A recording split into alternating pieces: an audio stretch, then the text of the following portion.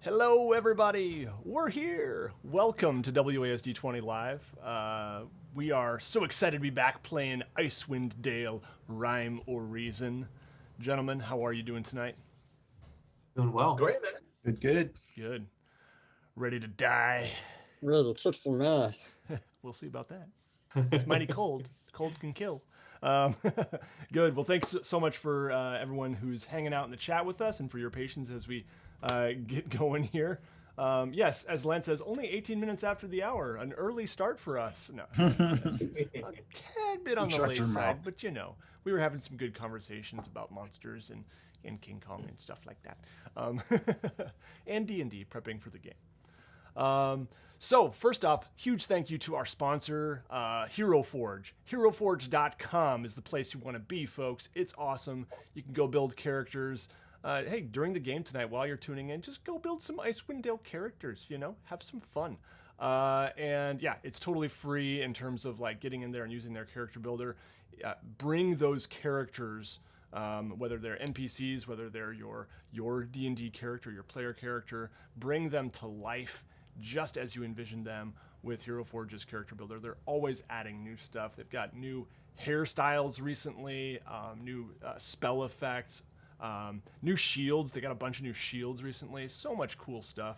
And of course, you can 3D print your own miniatures, or They have one new. They have one new cool feature as of recently, and that is transparent features and limbs and stuff. So you can have like floating knives and stuff now, and I love you that. can do some pretty wild things. Yeah, However, that's cool. I think it's bad juju to print any of our characters as transparent, ghostly characters because we would like to stay alive. So don't do that yet. Do not do these things. not Or, you Jesus. know, if you want to, knock yourself out. I can hear my furnace, so I'm going to close this door real quick. Hey. Uh-oh. Pulling the headphones. Also, if you haven't done so already, there's also a Facebook group called Masters of Hero Forge, which they post like a bunch of like poses and base outfits and stuff like that. And I find they're really good as a reference for building and making Hero Forge stuff too. So yeah, check Nice. that out I'm going to too. have to check that out myself. Good. Well, also links to these guys' awesome stuff down in the video description, and we'll hear a little bit more from them at the break. But check out that stuff for sure. And you guys ready to jump into some D&D? Yes. All right, let's do it. We find ourselves, the party finds themselves in the Dark Sea Workshop. All except Clay, who slept outside once again in a little doorway. But the party finds themselves here in the town of East Haven. I'll bring up the map once again. Or maybe not. Come on, map, where are you? And last session was an eventful one. Many bits of information that could prove key to the survival of Icewind Dale, such as the location of the Duergar outpost, or not outpost, but rather fortress base, if you will, right here on the map.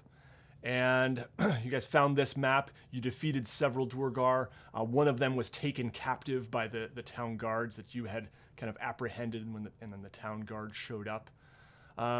Also, Nikos, some big revelations for you in that the Red Wizard of Thay, who had been burned at the stake here in East Haven, while you didn't know this particular individual in life, got some information about some people you did know, including a possible betrayal by a former apprentice. And that is the reason that Nikos does indeed find himself here in Icewind Dale, rather than cloistered in the high towers of Thay, holding on to the power he once had. But before we get to the big picture adventure, let's start small. Clay, you, asleep in this cold alley, huddled under your cloak, awaken to a warm, wet tongue on your face and furry, scruffy little dog greets you and says good morning. As soon as you open your eyes, it We're gonna get used to that. barks. What do you want? It just sits there. It kind of takes a step back, wags its tail, looking at you expectantly. But I know you can speak, so tell me what you want. It doesn't say anything. This is one that you don't recognize from. Oh, it's not our little buddy. No, it's not your little buddy. This one is much more scruffy, bedraggled, mangy, not like the very well-groomed little pug that is Fizwick's friend. Not quite as debonair as he is. No, not quite. Or prone to reverse sneezing. So what time of morning is it? It's hard to tell because, eternal darkness and all that. Right. But you feel, fairly well rested. Okay. Yep. All right. I'll stand. Okay. Yeah, the dog kind of barks as you stand, and yeah, the rest of the party, you guys find yourselves awake as well. Elias Moondiver, the keeper here at the Darksea Workshop in East Haven, is boom, boom, boom on your doors saying, "Breakfast, breakfast." And he also creaks the door open, comes outside, and says, "Clay, breakfast." I'm coming. I may have a companion. Oh my, that's a new face. I haven't seen this little fellow before. And he, I'll reach down. I'll give him just a little bit of a bite from the rations in my pack. mm-hmm. Oh yeah, the dog greedily eats that up. It seems to be a bit of a large pup, we'll say. Maybe not quite filled out and full grown, but it is a. I didn't just feed a dire wolf, did I? No. But it seems, like a fairly big dog. But yeah, its paws look a little too big for its body yet. And it's definitely got some, kind of scraggly, long, light brown fur. And Okay. Elias says, well, new friends are always welcome. What's your I'll name? walk toward the gate and then look behind me and then, say, well, come on. Yeah. He says, what's your name, little fellow, as the dog kind of scampers up. And Elias kind of He gets talks down to you, I'm going to be upset. and pets him. He says, I was hopeful, but no, he doesn't appear to be that sort. Well, I suppose he's welcome inside for a bit. And Elias opens the door for both of you. Okay. Around the table inside this, cluttered shop with all kinds of bits and baubles. You notice a new blanket draped over the couch that is shifting color. This kind of knitted Afghan of sorts that is color shifting, almost like the lantern at the Northern Light. And you see the large macaw, bright red bird in its cage, perched there. Good morning. And then you also have little Tomas the pug scampering about saying, "Oh, food time, food time." Seems to be humming a little song. And Elias kind of escorts you all to the table and says, "Please sit down, eat, nourish yourselves. I have news." Fizwick sits down and starts devouring the first thing in front of his face. Okay. Yeah, it's a big slice of cantaloupe, actually. Very exotic for this area, especially given the weather recently. The rest of you sit down as well? Yes. Is there like a newspaper or like a daily chronicle of some kind? Sure. Yeah, you definitely probably would see something like that on the table here. Elias is a regular subscriber. I am definitely not going to be eating, but I will sit at the table with everyone as I just pour through the daily information The and East news. Haven, the East Haven Chronicle, we'll call it. Yeah. Very well. Yeah. Yeah, you read up on recent news. It seems to be not quite up to date with some of the most recent goings on that you all have been involved in these last 12 to 15 hours per se, but other recent news. And Elias says, I received a note through our Goliath friend who guards the alley. I'm not sure exactly what's in it, but it's for you. And it's kind of addressed to Fizwick, Nikos, Grukvar, and Clay written on there. And it's sealed with the town seal here in East Haven, which I believe is a tower with a snowflake above it in this blue wax seal. And Elias slides it across the table to you. Says, for you. Who takes it? I will. Okay.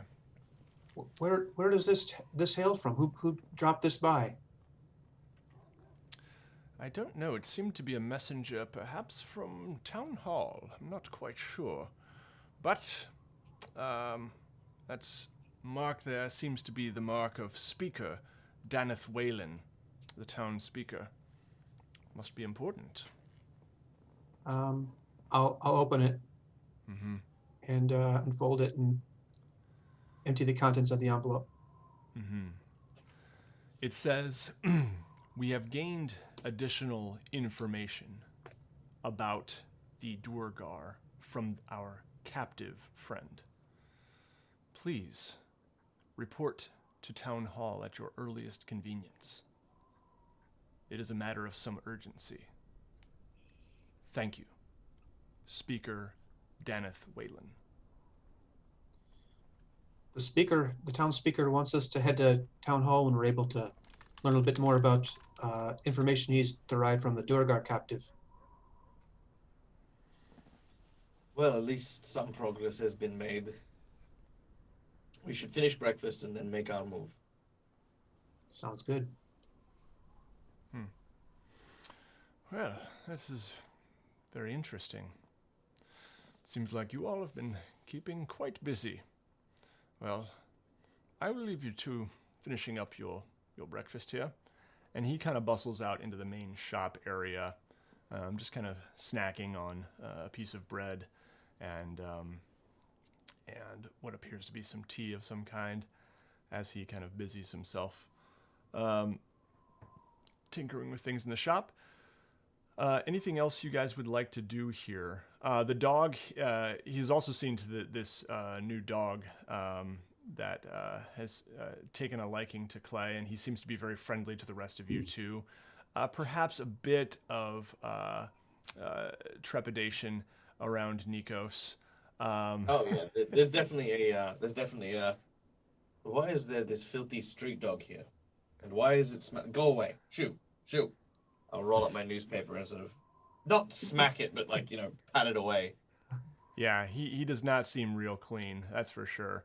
And Tomas is kind of like, turning up his little pug nose at this new dog. Clay taps a finger on the bench next to him and holds a piece of food down for the dog to come over to. Yeah, it definitely likes that and snaps it right up. And Tomas says, somebody needs a good running around in the snow, it seems. Perhaps rolling around in the snow is more like it. Get this pup cleaned right up. But if we had more time, perhaps a bath. But anyway. And he kind of scurries off. Seems to be, rolling his little doggy eyes a bit at the newcomer. Yeah, what would you guys like to do? Anything else you guys would like to do here at the Darksea Workshop before you depart? I see no sense in wasting time. If we have a lead, we should get on it right away. Is there anything of note in the newspaper? Is there anything? How's the important? crossword? Yeah, no, there's not really too much. Some political news for sure. There are some kind of a piece about the mystery of the Duergar threat in Icewind Dale, but nothing specific to the recent events at the dock, the ferry dock. No classified ads. There are definitely some classified ads. Oh, okay. Yeah. There's a big wanted owlbear cubs. No, I'm kidding. That's what I was wondering about. That's what I was wondering about. My mind went more towards like single dwarven woman looking for. That's the personal. That's the page SDW that I slipped out. seeks. Long There's walks something on the about ice. some dead body that got found with a bear trap in an alley. Oh, yeah. Forgot Oh, about boy. that. Yeah. There's definitely actually there is a piece about some vigilante justice on the streets. Yeah, the bear trap killer. Yeah. And any corpses found with the back of their skulls open or anything like that? Yeah. Boy, I'm trying to remember when that happened. If that would That might have been too far away. That might have been too far away. Yeah, it's definitely some vigilante justice. They've started coining the phrase "trap man" as he uses bear traps to rip people's heads off. Yeah. I'm also kind of keeping an eye out for anything like that. But once breakfast is done, Nicholas will place the newspaper back where he found it and thank Elias for his hospitality, and then head towards town hall. All right. As you all are leaving, Elias, as you he says, "Well, I bid you a good day," and he says, "Oh, Clay, might I have a word with you a moment?" And kind of the rest of you would he would maybe ask to pull Clay aside a little bit. Okay. Well, it's really none of my business, but I worry. I have to admit I'm a bit concerned about you. My guess is you're right. It is none of your business. Fair enough.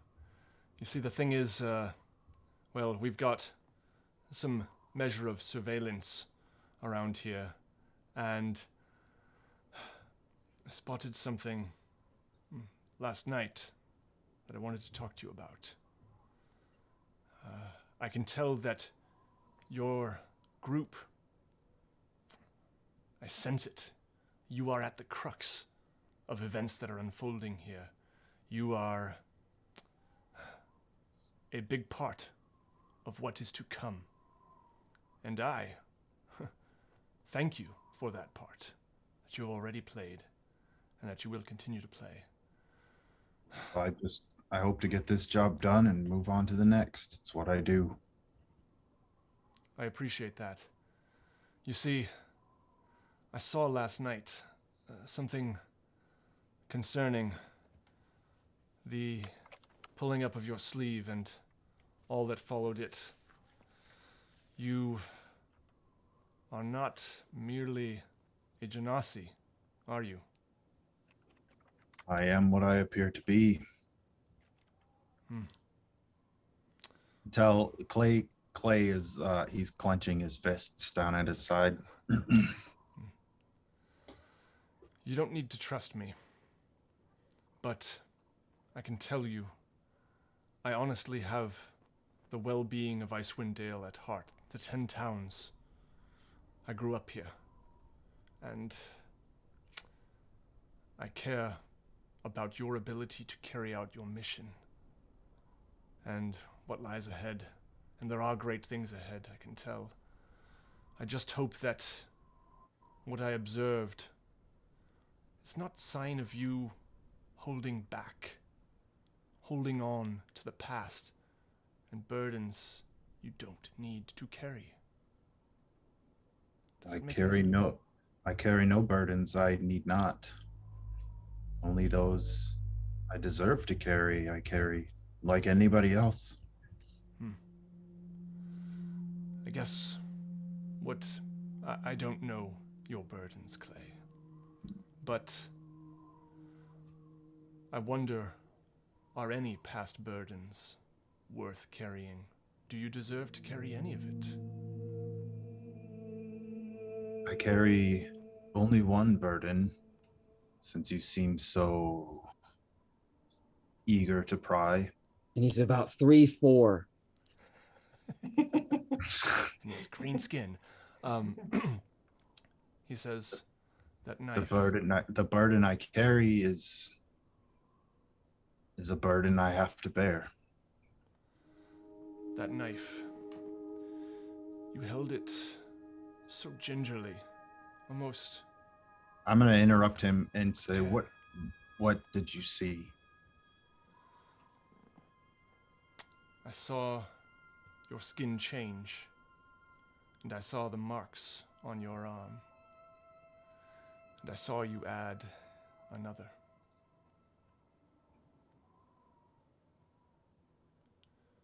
What I do because I must. Is it a matter of survival for you? Or is it a matter of penance? It is a matter of remembrance, a matter of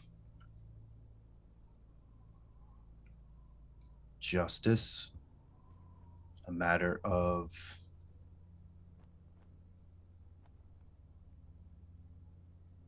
memory. You carry on those marks the souls of those long past. Is that it? Some long past, some more recently past. What I carry on my arm is not the souls. It is a reminder of what I can do, what I should have done, what I didn't do. What will happen when you run out of space? Much blood must be shed. I see it coming.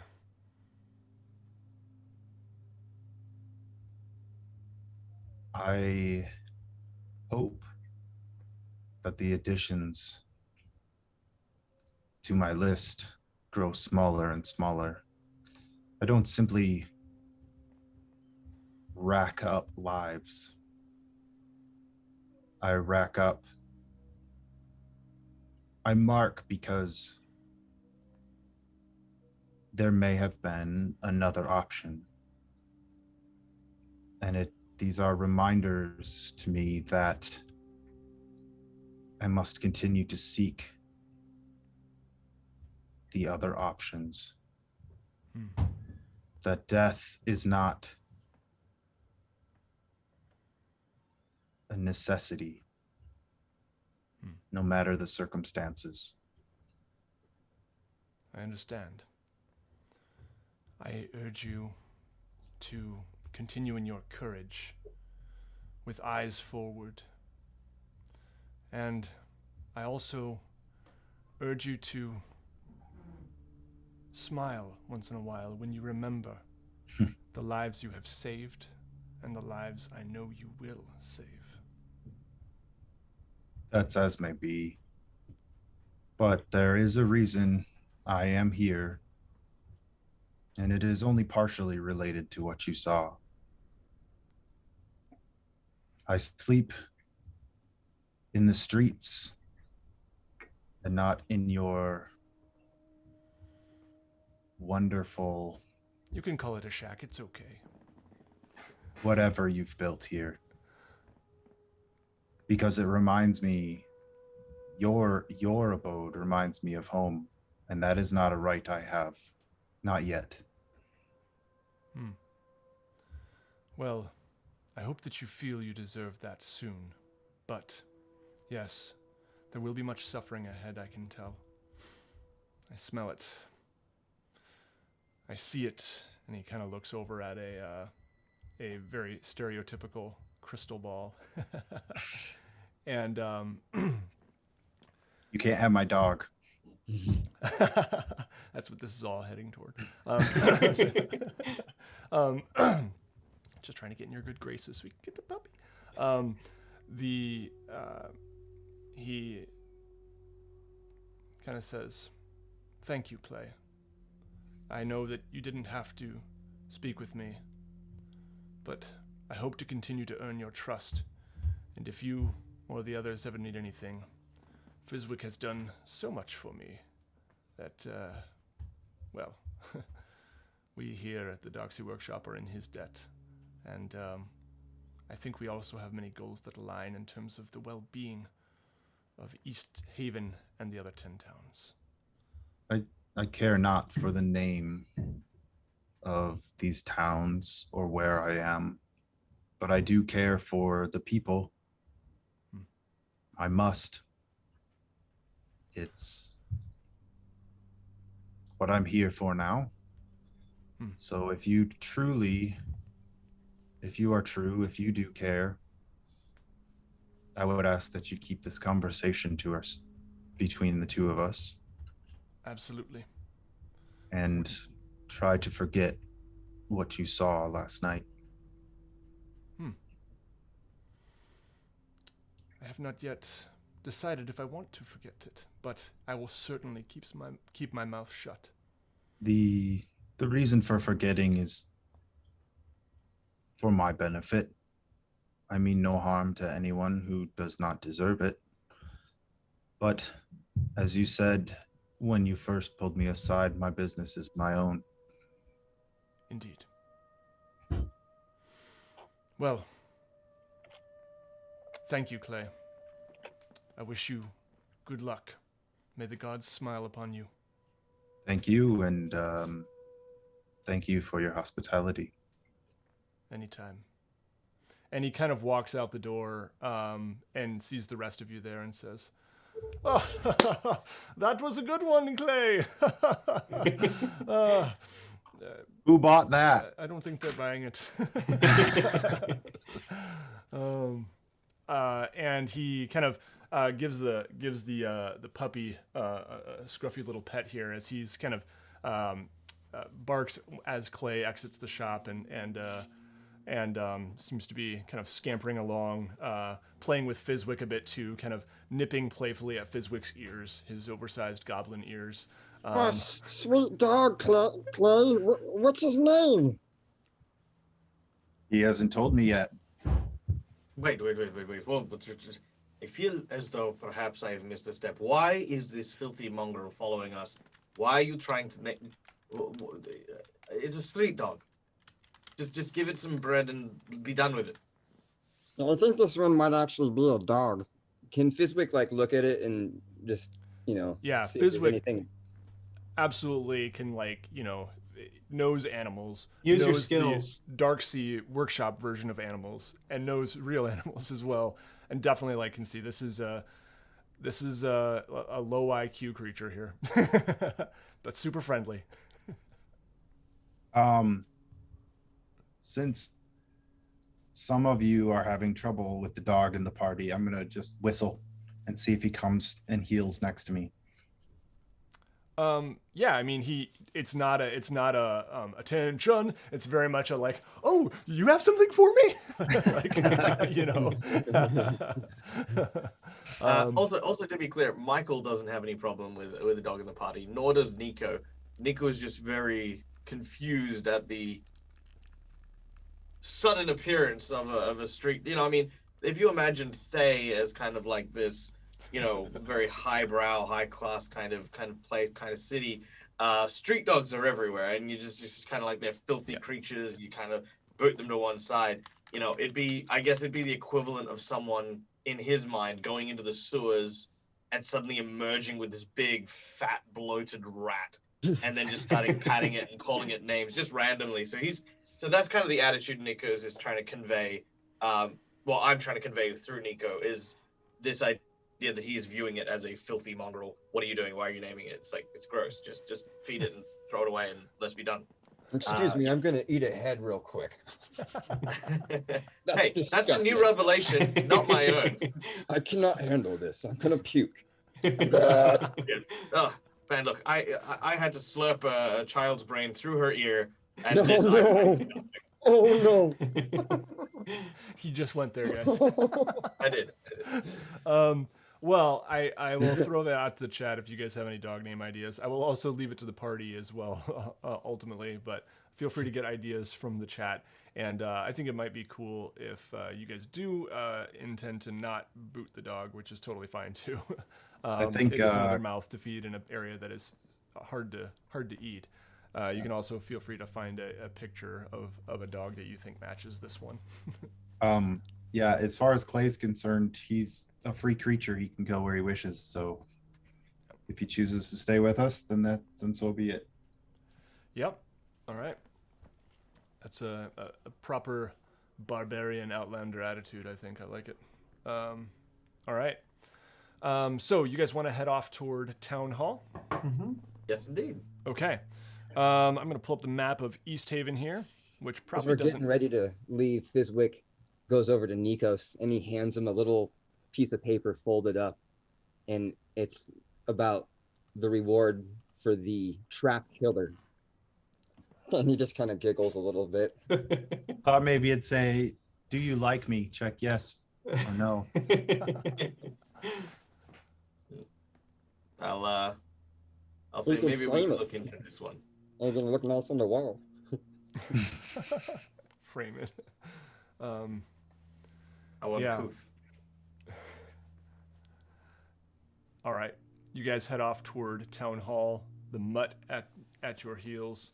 I assume you guys have your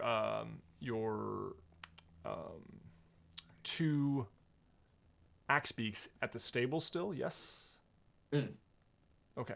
Yeah. I think that's where you guys checked them, and then you've been here in town for 2-ish days now. And they would Are still be the there. owl bears there as well? I don't remember. So the owl bears, I Yes. believe... Oh, yeah, okay. No, I brought them there when we brought the axe beaks, and paid quite handsomely for that person to keep them aside and quiet. Yeah, you guys might want to think about like a lot. There's plenty of room underneath the Darksea Workshop as well, so that would be a secure location as well. I think you had mentioned them to Elias Moondiver, and he had mentioned the possibility of he's keeping some of your goods, and I think you guys mentioned them, but I could be wrong. But anyway, I'll just throw that out there. It's a secure location, and when the masters come back, more members of the Owlbear Society definitely would be potential for finding a buyer very easily there. But yeah, We can probably take care of that after town hall. okay. The journey to Town Hall is a short, 10-minute walk or so, maybe 15 at most, and upon arrival there, you do see the town speaker out front. Certainly, I think Fizwick would recognize the town speaker, and probably many of you would too, if not in his actual visage, at least perhaps in hearing a description of what he looks like. And I think I might actually have a picture. Let me check.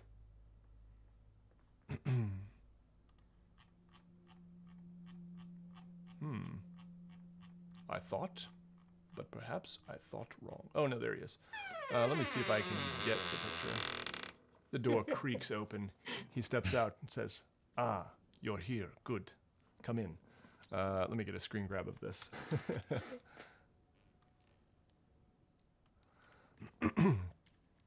And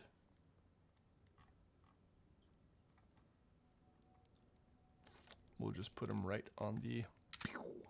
There we go. So a rough-looking fellow. He's well respected here in East Haven for sure.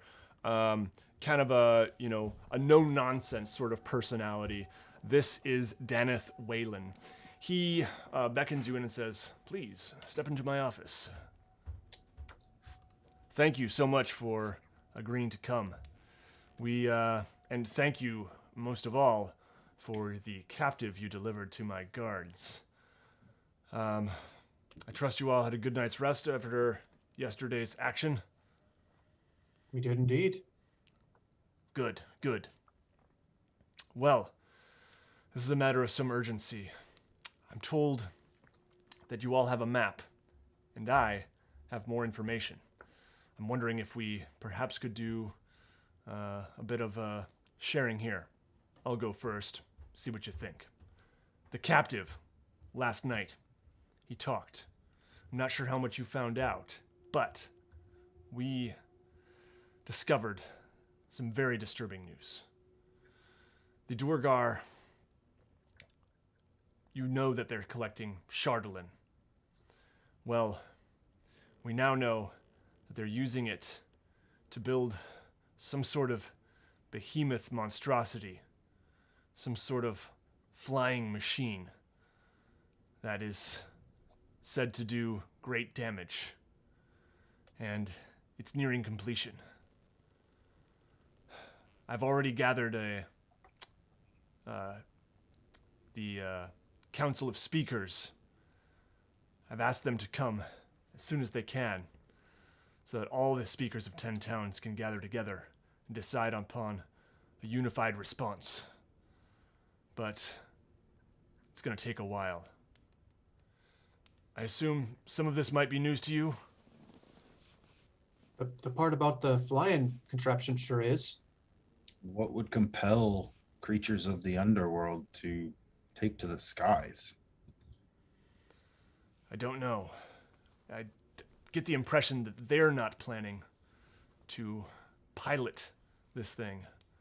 But anyway, I don't know. Do you have any thoughts about what the missing part could be that they seek that could bring it to 100% completion? Honestly, don't know. It's just a matter of have they gathered enough Chardolin, for all I know. And Fizwick kind of snuggles up right next to him, and he's just kind of staring at him. And can he just tell if he's, telling the truth here? How's he feeling about Fizwick's heard some BS in his time, or is he feels like maybe something's getting left out. yeah, go ahead and make an insight check.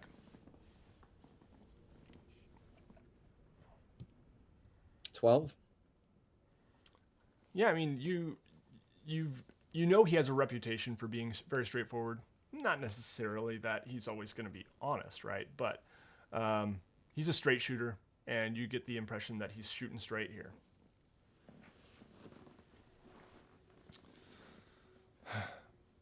I'll be honest. As I said, that mounting a unified response could take some time.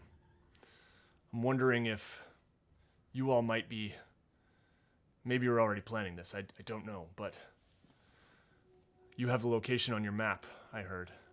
I'm wondering if you all could head there, and if I could just scroll down a copy of the map, I don't need it, and possibly send reinforcements as soon as we can gather a more unified response from the other towns. So he didn't say that the prisoner gave a location. True? No, he did not. Did he indicate that they tried to get that information? Or did he just not cover that? He wants to see the map. Yeah, he didn't indicate, but I'll jump back into Speaker Whalen here. Would you ask him that? Yeah, I think so. I mean, Yeah. I don't want to just fork over the map if he's got a location in mind already. Yeah. Well, the thing is, the prisoner was roughly treated, we'll say. We tried to get him to point to the right spot on a map, but every time he pointed, it was a little bit different, if you catch my drift. We know it's somewhere down in the spine of the World Mountain Range. Somewhere south of Lac Dinishir. But, I think it's Lac Dinishir. Hold on, let me double check that. Oh, it's actually south of Red Waters, yeah. Somewhere south of Red Waters, but in terms of the exact location, we're a little less sure. And, well, We felt that the prisoner had outlived his use. So, what's done is done, if you catch my drift. Brutal, but efficient. Do you mind if we consult together and make sure that all of us as a party are on the same page before we continue this conversation? Absolutely. I'm gonna head upstairs for a moment and gather some things. So Fizwick wants you've to got the stub room. his toe as he starts to walk away and try to snatch that coin purse because Okay. he's so snugged up next to him. Yeah. Absolutely. Go ahead and make a sleight of hand check. 22. Okay. Yeah. I mean, you definitely are able to grab 3 gold pieces from a little pocket in his pants. One that he thought was quite well hidden, as he's used to East Haveners. Awesome. So yeah, he kind of clumps away upstairs, and you guys have the room here. There's a desk, some of his papers, and you can see out in the back there, behind. There is a guard kind of standing at the door. You can see through the window, standing at the back door. Could we look around the room at all to see if there's any evidence of foul play on his part, I mean? Sure. Yeah, go ahead and make an investigation check. Oh, you know what? Hold on 1 second. Yeah, because this looks like a sketchy dude. I don't care how honorable they say He's, he is. Look he's at not him. smiling, I'll tell you that Yeah. much. He could be the villain. Hey, some people just don't smile. Back Nico off. sits there and just bathes in the irony of the broody Genasi, the goblin, and the Duragar feeling suspicious about this dude in a coat. Oh my god! He might be a monster. He's hideous. Look at him. I know my own motivations. I don't know his. 12. Okay. Yeah. You get a general sense like there's some tax papers. There's some, everything seems on the up and up here. It seems like, just Specifically, regular I stuff. guess I'd be looking for evidence that, or anything hinky, or like that might make me feel like he wants the Chardolin for his own power or his own needs, or something to that effect. Maybe not that extreme, but Mhm. a piece of the pie, so to speak. Yeah. You don't really find anything suspicious. Yeah. Nikos turns to the others and says, "Is there any reason this person who has decided to try and bargain information with us needs to receive that information? We did not agree to share anything, and he has given us more than enough. As for the location, I don't think he's going to do anything except maybe point at the map and agree with that it is indeed a truth. But from what is being described, if I had to hazard a guess, I would think that the creature that is being constructed may possibly be being constructed in a number of locations. This could possibly be in order to be assembled at a particular place, or alternatively, it could just be a means of a desperate and torturous soul trying to give anything to prevent pain from happening. There is a reason why However- the Thayans would resort to more sophisticated methods of interrogation. And that is because when one is in pain and suffering, you cannot rely on their information. Not really. However, if he is telling the truth about rallying the other towns for mutual protection, what would the harm be in them sending whatever reinforcements they have to the location indicated on the map? If there is trouble there, the more hands to assist, the better. You do not know much about human nature, do you, Clay?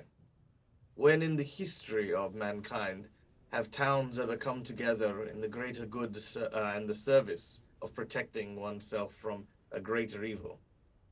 No, I don't think that will happen. The worst case is that all of the towns will border themselves up and bring their own militias in to protect what little pieces of land they have. Honestly, this man, he speaks very clearly to me. He is a man in a position of power and wants to remain in that. I do not fault him for this, but he is of no use to us. I say we take the map and we investigate this Duragar threat ourselves. Between ourselves and what we know, there is plenty to go on. In the event of our unlikely, but still very possible deaths, I suggest maybe we leave the map in the hands of Elias, and should we not return, only then it be given to this speaker. I was going to say the same thing. Exactly the same thing. I think that's what we should do. Should we put Elias in danger simply because we don't want to share information? Well, maybe don't go around telling people that Elias has it. Elias is going to be fine. You don't worry about Elias. He'll take care of himself. I'm not personally that worried about handing over the map to this fella, since he already has the general notion of where this fortress is from what he's telling us. But I do agree with the rest of you that there's no point in sending a large force there. I feel that could simply alert the Duergar there to our plans before we want them to know about them. Right now we have the benefit, so long as that one tortured Duergar who ran away didn't alert Sunblight to our plans. We could. And what is to say that the Duergar do not seek their revenge on this individual, knowing that plans are being made in order to counteract them should he receive this information? There is lots to lose, very little to gain. I think it's the right of any person to be allowed to fight for the safety of his home. If he Listen, I think this the same thing, but I think there's a tactical way to describe this to this fella, and I'd say let's just let him know that we want to be the first ones on the scene, and we want to scout things out, and then at a later date, we'll allow him to send forces there. We get there first. That was the other thing that I was going to say. How do we get word to him if we do need something larger? We're going to go there with the map or leave it with Elias? Leave a sending stone with Elias. Or we tell Elias should we not return or send word within a certain period of time. That would work as well. That seems agreeable. Good. Excellent. Then this is our plan. You guys hear a clump, clump, clump down the stairs, and you see him kind of lean down. You all done discussing? We are indeed. He clumps the rest of the way down the stairs and stands by his desk and says, well, will you help? Here's how we see it. We'd prefer to go as a group with just our party, covertly, secretly, in such a way as to get more information instead of sending a large group, a large militia, a gathering of that size that could alert the Sunblights what's going on. That makes sense. I mean, and we want to be the first force to knock on that door, so to speak. Well, I think that's wise in some ways. Smaller group. And we'll get back to you with our recon information after that has been done. So you can't confirm where it is on the map here. And he pulls out a map and he says, we know it's somewhere in this area over here, here. You can't confirm exactly where for me? That looks like about the spot to me. Oh, that's a awfully large area. Do you have anything more specific? I'm sure you'll see. Nikos will just. It's a Nikos will fortress. just It's say- quite large.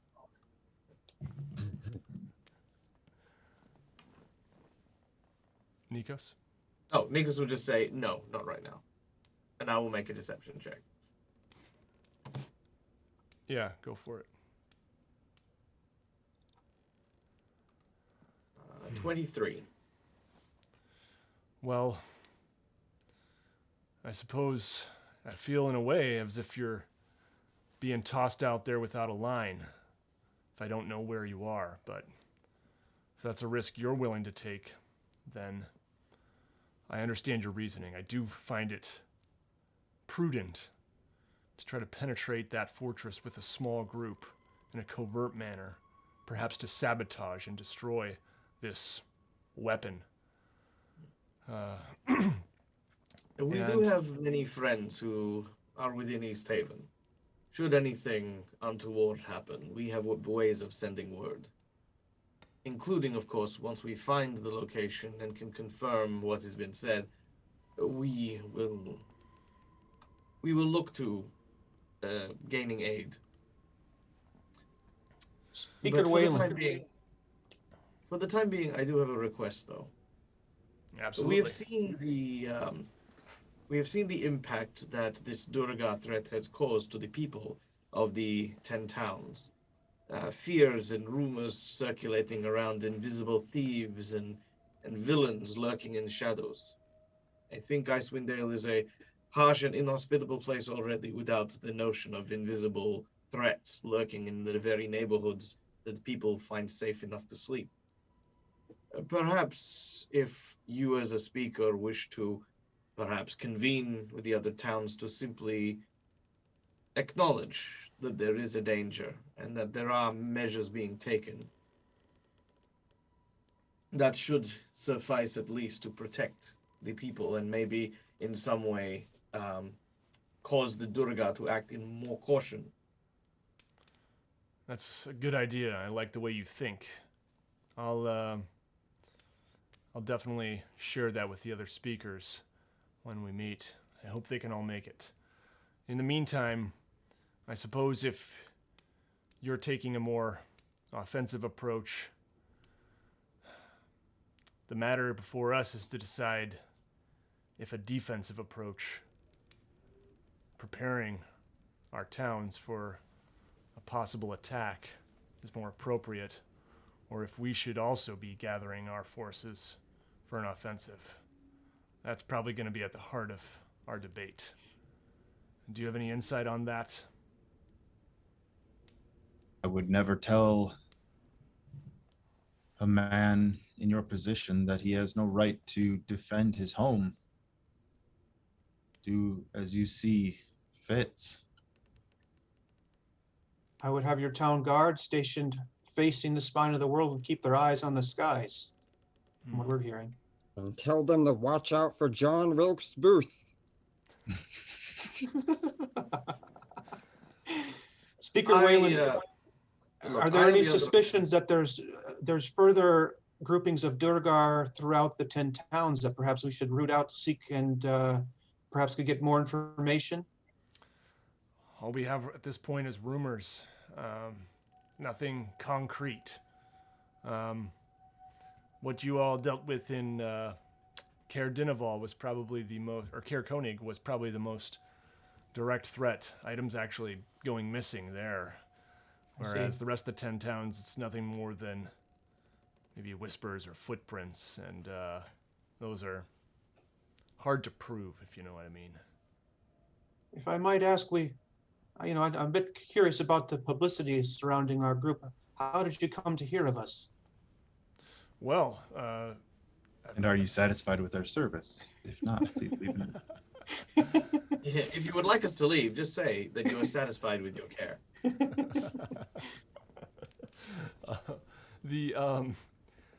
So he says, well, recently there was oh, actually, I got this letter on my desk right here. And he kind of pulls out this letter, and it's from the, just delivered this morning.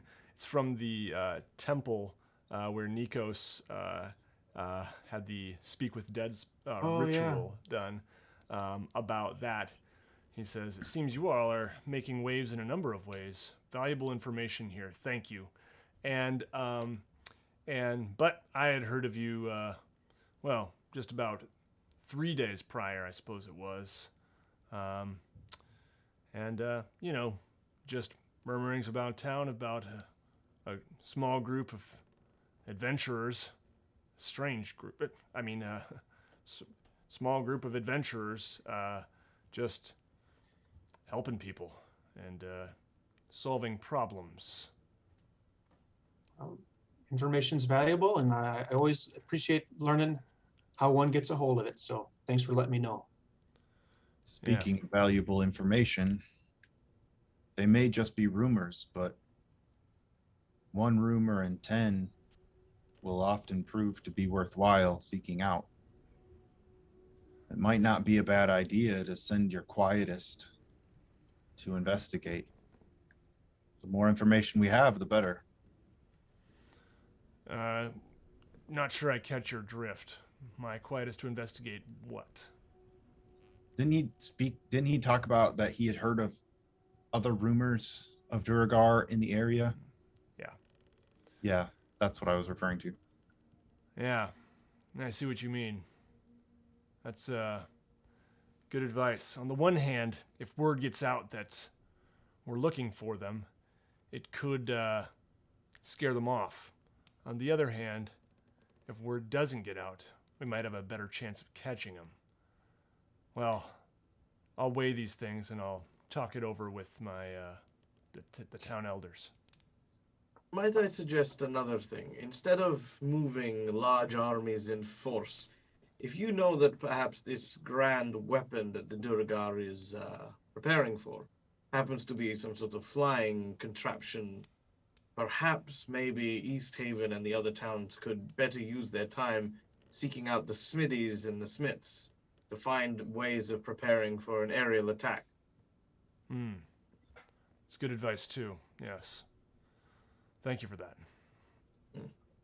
Now, I'm a member of the Merchants Guild, and the blacksmiths in many towns know of me, so you can mention my name if you need to. And one more thing, Speaker Whalen, make sure your town guard knows what about my appearance, so I don't end up with an arrow in my back. Yeah, that's solid advice. Well, you're one of a kind, that's for sure. And word is already round about that. But you know, You I could think always paint your hat red. Don't shoot the Duragar with the red hat. there we go. We need something here. Yeah. Well, I've got this trademark furry cap that I'm wearing. I'm sure that'll be enough. I don't want it to be too bright that enemy force might see it. If you get my drift. Right. It's just I would be a little bit concerned if, in the event of an all-out attack, things can get chaotic. So it might be good to. Can I borrow do you happen to have a pen and some paper that I could use? Yeah. Cards in. I guess. Wait, did he say do shoot the Duragar with the red hat or don't? I don't remember. Can I just point out the incredible irony that the Duragar who can go invisible is worried about being seen in a red hat? Who said I can go invisible? You're a Duragar. Everyone knows the Duragar. I'll tell you. I'll teach you all about on our next trip. I'll teach you all about the Duragar, so you learn how not to overgeneralize with my people. Racial profiling. Look. At this point, you would be the only Duragar we've met that can't go invisible and grow large. Well, that's why not to get too meta with it, but that's not the way it works when you're a PC Duragar. Well, I mean, I don't know the difference between a PC Duragar and a non-PC BLM, Duragar. Good. Well, that's a good point. Nikos wouldn't know. He'd be right to suspect that I'm capable of that. Yeah, yeah. Did he give me a pen and a paper? He sure did. Okay, I'm drawing a little portrait of myself. Go ahead and okay. What skill is relevant to drawing, guys? Is this sleight of hand or is this Is this general I'd dexterity? say it's a I'd say it'd be a charisma check of some kind. Okay. Sure. okay? Or Okay, I'll do a performance? charisma check then. Performance. There we go. Performance. Oh yeah, all right, all right. Oh, That's a looks like one. Ooh. It's Not a, sneak not, a, peek. not a natural, not a natural one. It's a 2 minus 1, so just 1. He just poked 2 holes, Not a critical fail. Yeah. another hole for a he's nose. holding the pen. It like looks this like. when he Hey, drew it. have you seen Breaking Bad?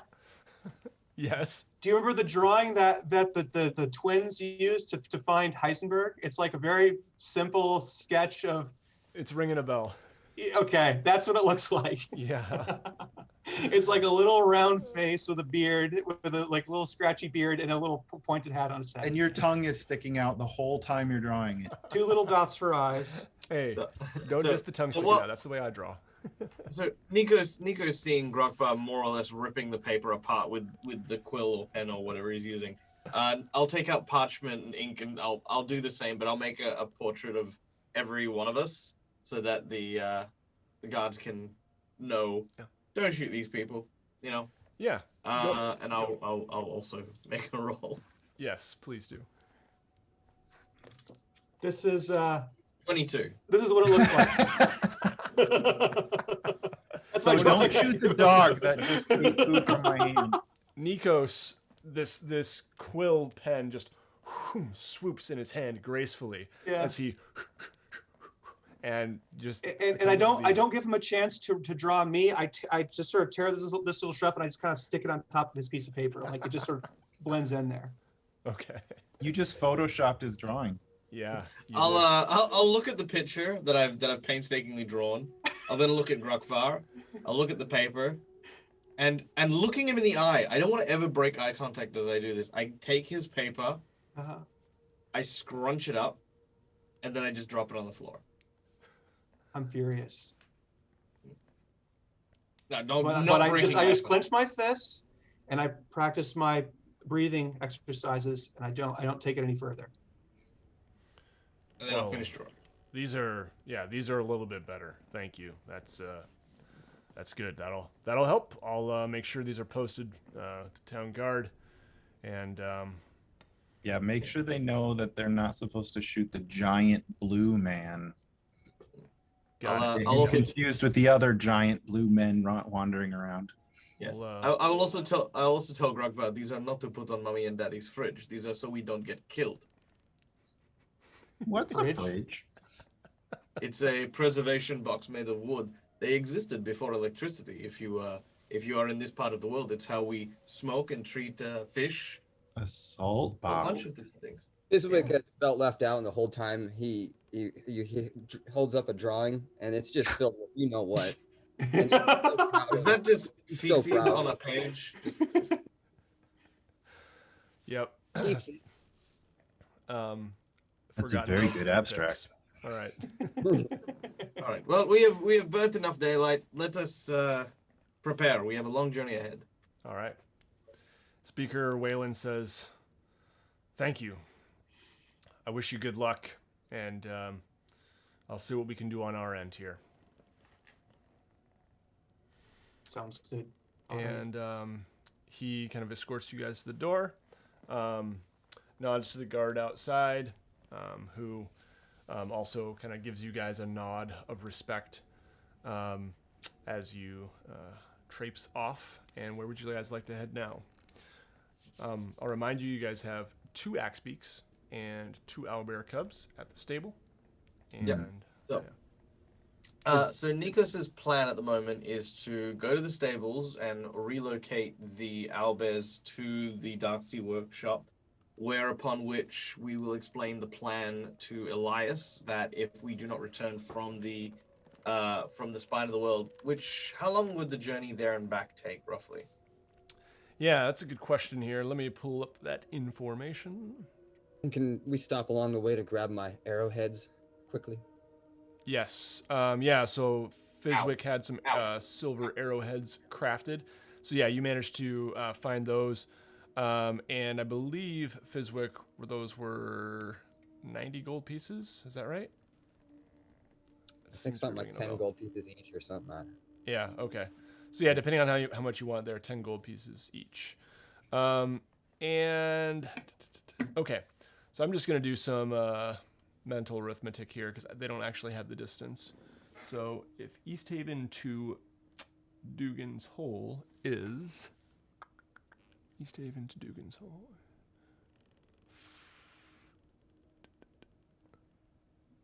Oh, it would be okay.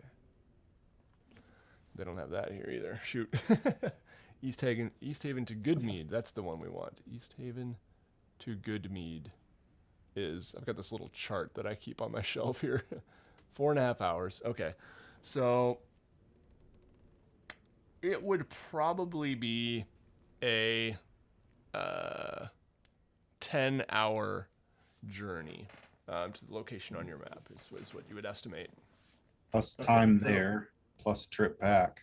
Yeah, so I would say if we do not return in 4 days, that Elias should give this map to the speaker.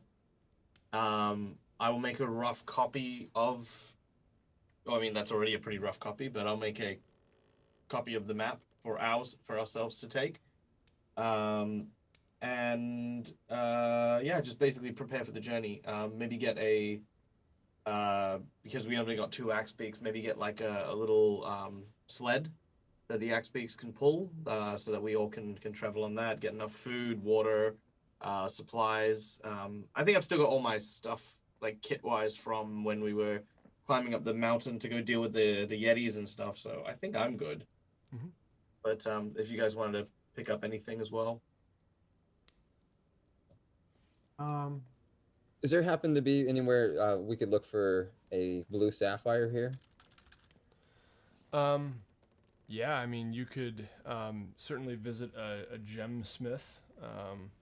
Isn't that what we're looking for the owl? Yeah, for the owl statuette, I think so. Yep. Yeah, you come across a gemsmith. Let me just look this up here.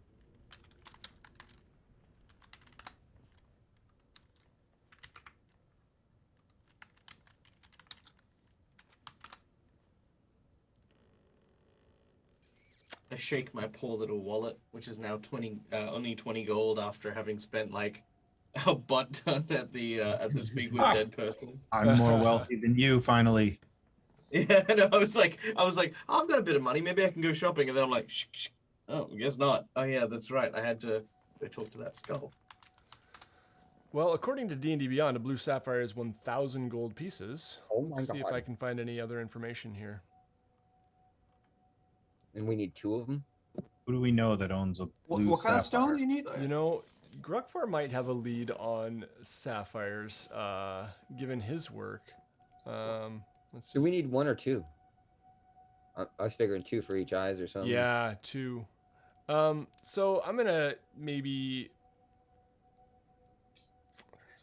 I'm just looking at other gemstones here.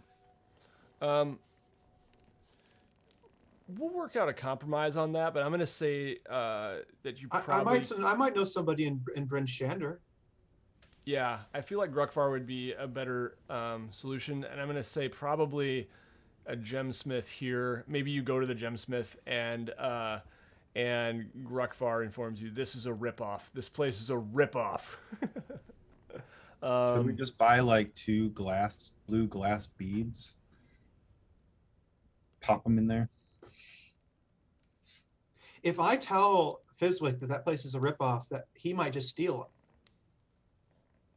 Yeah, is there anywhere that we could schmooze a couple with my greedy little fingers? These, in this particular establishment, they're definitely like encased in glass, and it's there's heavy security. We might need to find a bigger town for something like that, Fizwick. Can we lower him from the ceiling?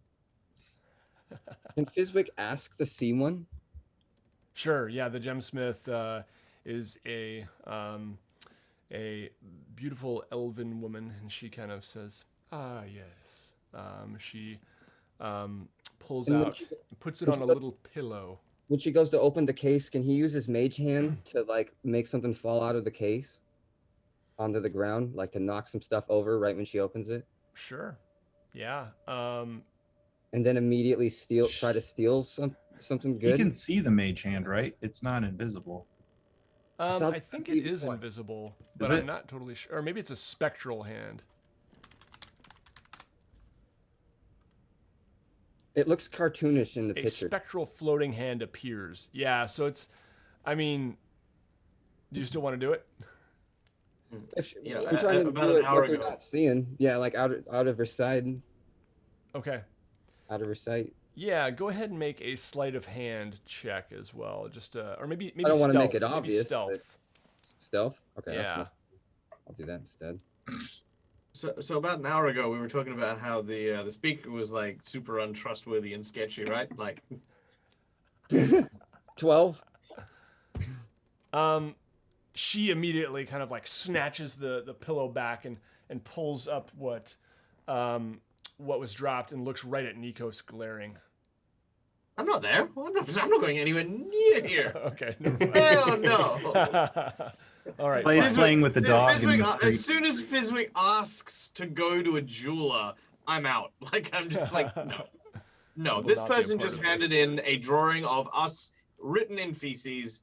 There is no way him going to a jewelry store is going to be anything but less than trouble. I don't even know if it was a drawing of us. Was it more phallic in nature? I mean, what was on that drawing, Fizwick? It was, but we're going to knows? go with that instead because I Oh, think okay. that was better. Okay. No. Yes, no. it was phallic and written in feces. How about Okay.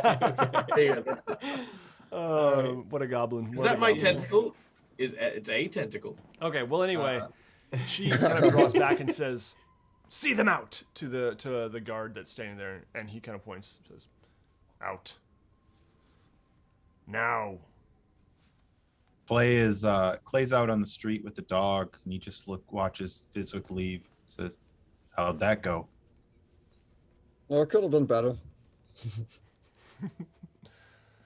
Well, yeah, from a meta perspective, this is not something that I intended to cost 2,000 gold pieces. We'll just say that. And so we can work out a compromise, definitely. I think it's something that probably, definitely could keep your eyes open for it as you're adventuring. Gemstones are often in treasure hoards. And Gruckvar would probably have a good lead in Bryn Shander. I imagine as a tradesman, I might know someone who's willing to just give you some like chippings from some sapphire he was cutting or whatever. Yeah. You know. Does it need to be of that value to do its job? No, I mean, I definitely, like I said, I didn't have that. They need to be like intense little cost. eyes, right? Was that the idea? Like little eyes you just drop into the. They need to be, roughly be able to fit in there in the sockets. They also do need to be enchanted. Someone like Elias, I think he said he could, if I'm not mistaken. Okay. He deals in that sort of stuff. And they do need to be cut. They can't be rough. But, yeah. How rough, I guess, is the question. Okay. And Don't they worry do too have much about it, rules. Fizwick. I'm always keeping my eyes out for gemstones as well. The rubies are my personal taste. But we might find something out there. You never know. Can Elias also work the gems? Yeah, he probably could. Could he cut them for us? Mm-hmm. He probably could. Yep. That is something he does. He's got all the magnifying glasses and, The loop. He's got the loop. Got the 8-tier glasses that make his eyes look goofy when he's wearing them. yeah, his desk is full of like little miniature tweezers that are like holding things and arms that are just like. Oh, and I bet he's got like a big collection of tiny sculptures he's never painted. Yeah. I feel called out, Michael. I feel Mine are very called painted. out right now. By the way, I'll be posting some on eBay sometime soon to reduce my pile of shame. I was just telling Will this the other day. Anyway. He's sitting there spilling his Nuln oil, like.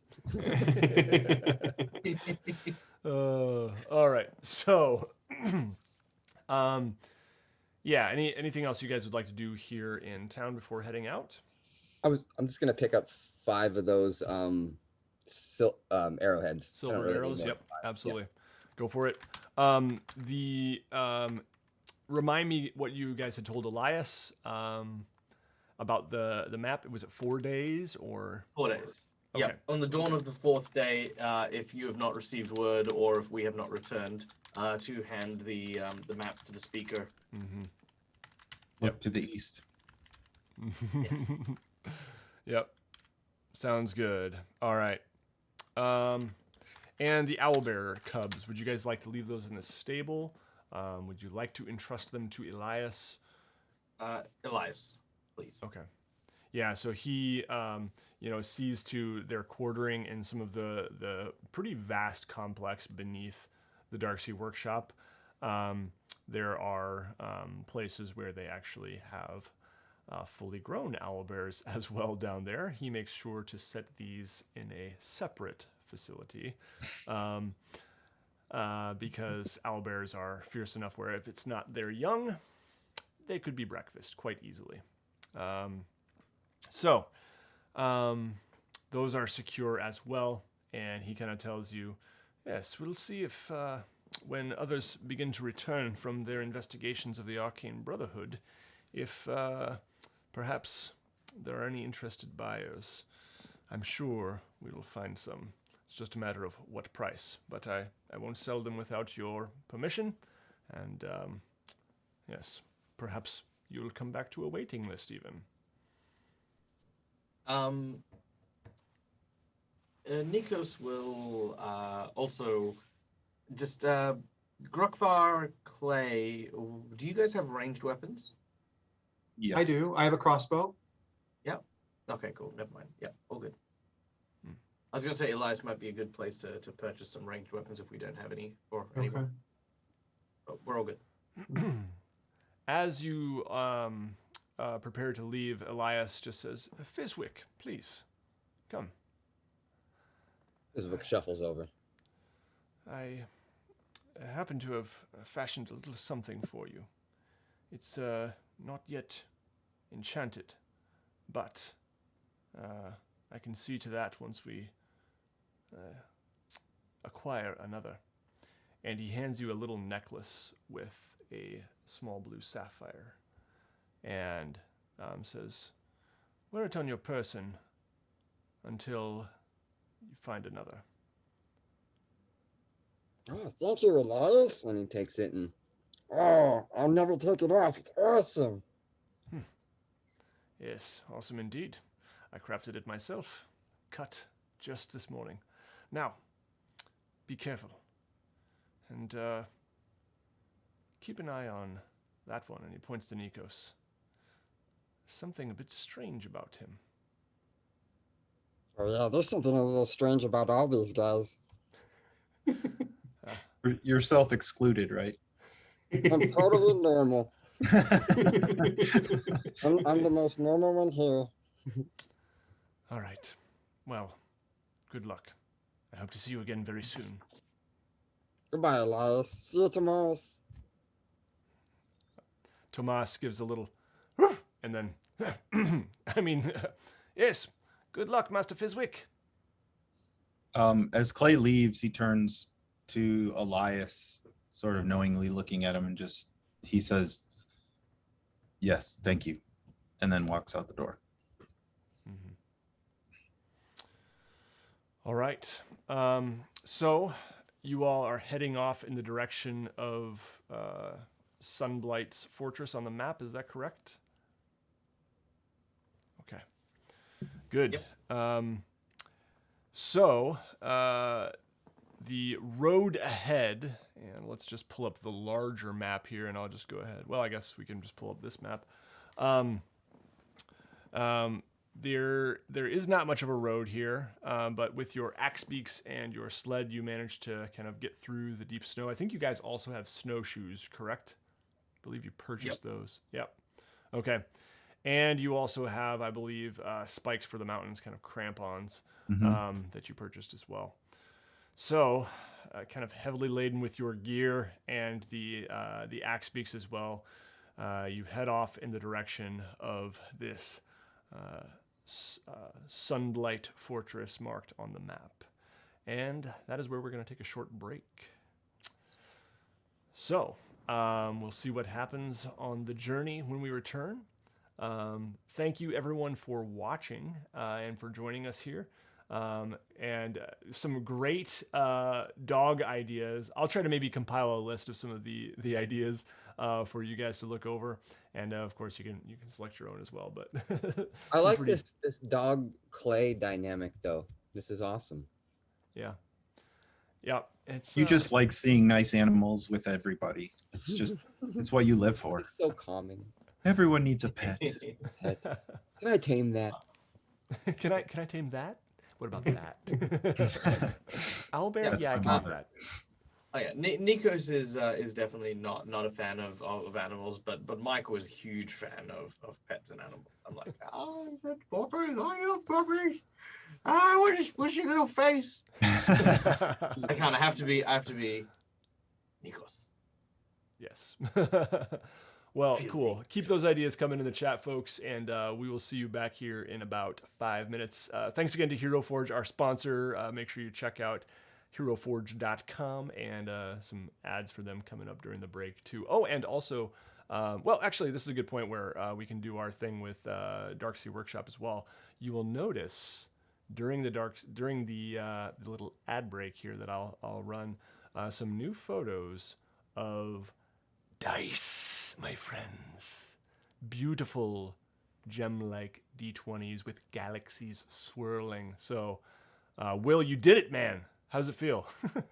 Took a year. For those of you who don't know what a dice is, we will show pictorial representations of. Exactly. Yeah. Good stuff. Yeah, you finally did it, man. So just D20s up right now, but they are amazing, beautiful. There's some really big ones too. So check them out at the link in the video description, and you'll see some beautiful photos of the finished products during the ad roll. So that's really cool. And check out Michael's channel as well, folks. He has a great channel called Dead Aussie Gamer, and links to his Twitch and YouTube in the video description. Michael, what you got going on lately? Oh, what do I have going on? I have so much going on. Let's see. I have on Mondays I am running Starfinder with Attack of the Swarm, which is kind of like Starship Troopers with a bunch of my Patreons. Wednesdays is Curse of Strahd with some Patreons. Saturdays is Strange Aeons with some Patreons. Then Sunday I'm running Rise of the Rune Lords, which is a Pathfinder adventure, but I'm running it in Pathfinder 2nd edition. I get to be a player on that table. I'm coming up to the finale of my Talisman adventure on the How to Be a Great GM channel, which will be released, I think, Tuesday.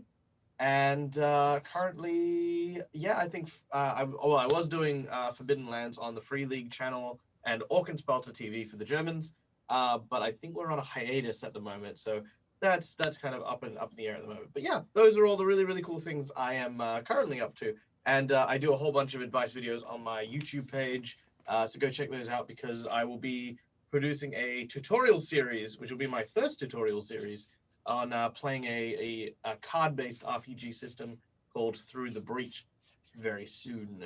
So yeah, look forward to those things. Yeah, and I got a chance to play in one of those games that Michael ran for us around Christmas time, and that was awesome. Really cool game. So, yeah. All right, so check out that stuff, and we will see you guys in just about 5 minutes here. So, let me see if I can find the turn us off button here. All right, stick around. We'll be right back.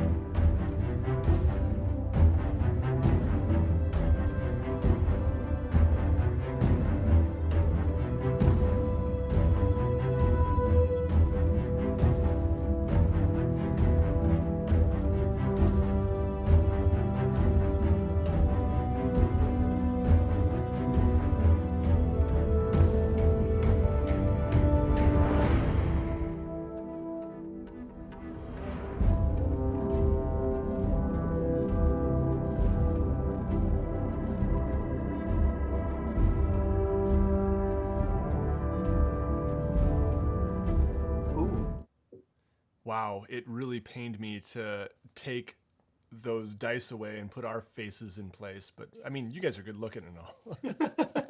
But I don't I'm have a sparkling. galaxy. I'm sparkling like a dice, a die with galaxies inside of them. Yeah, I don't have a galaxy in my brain, but yeah.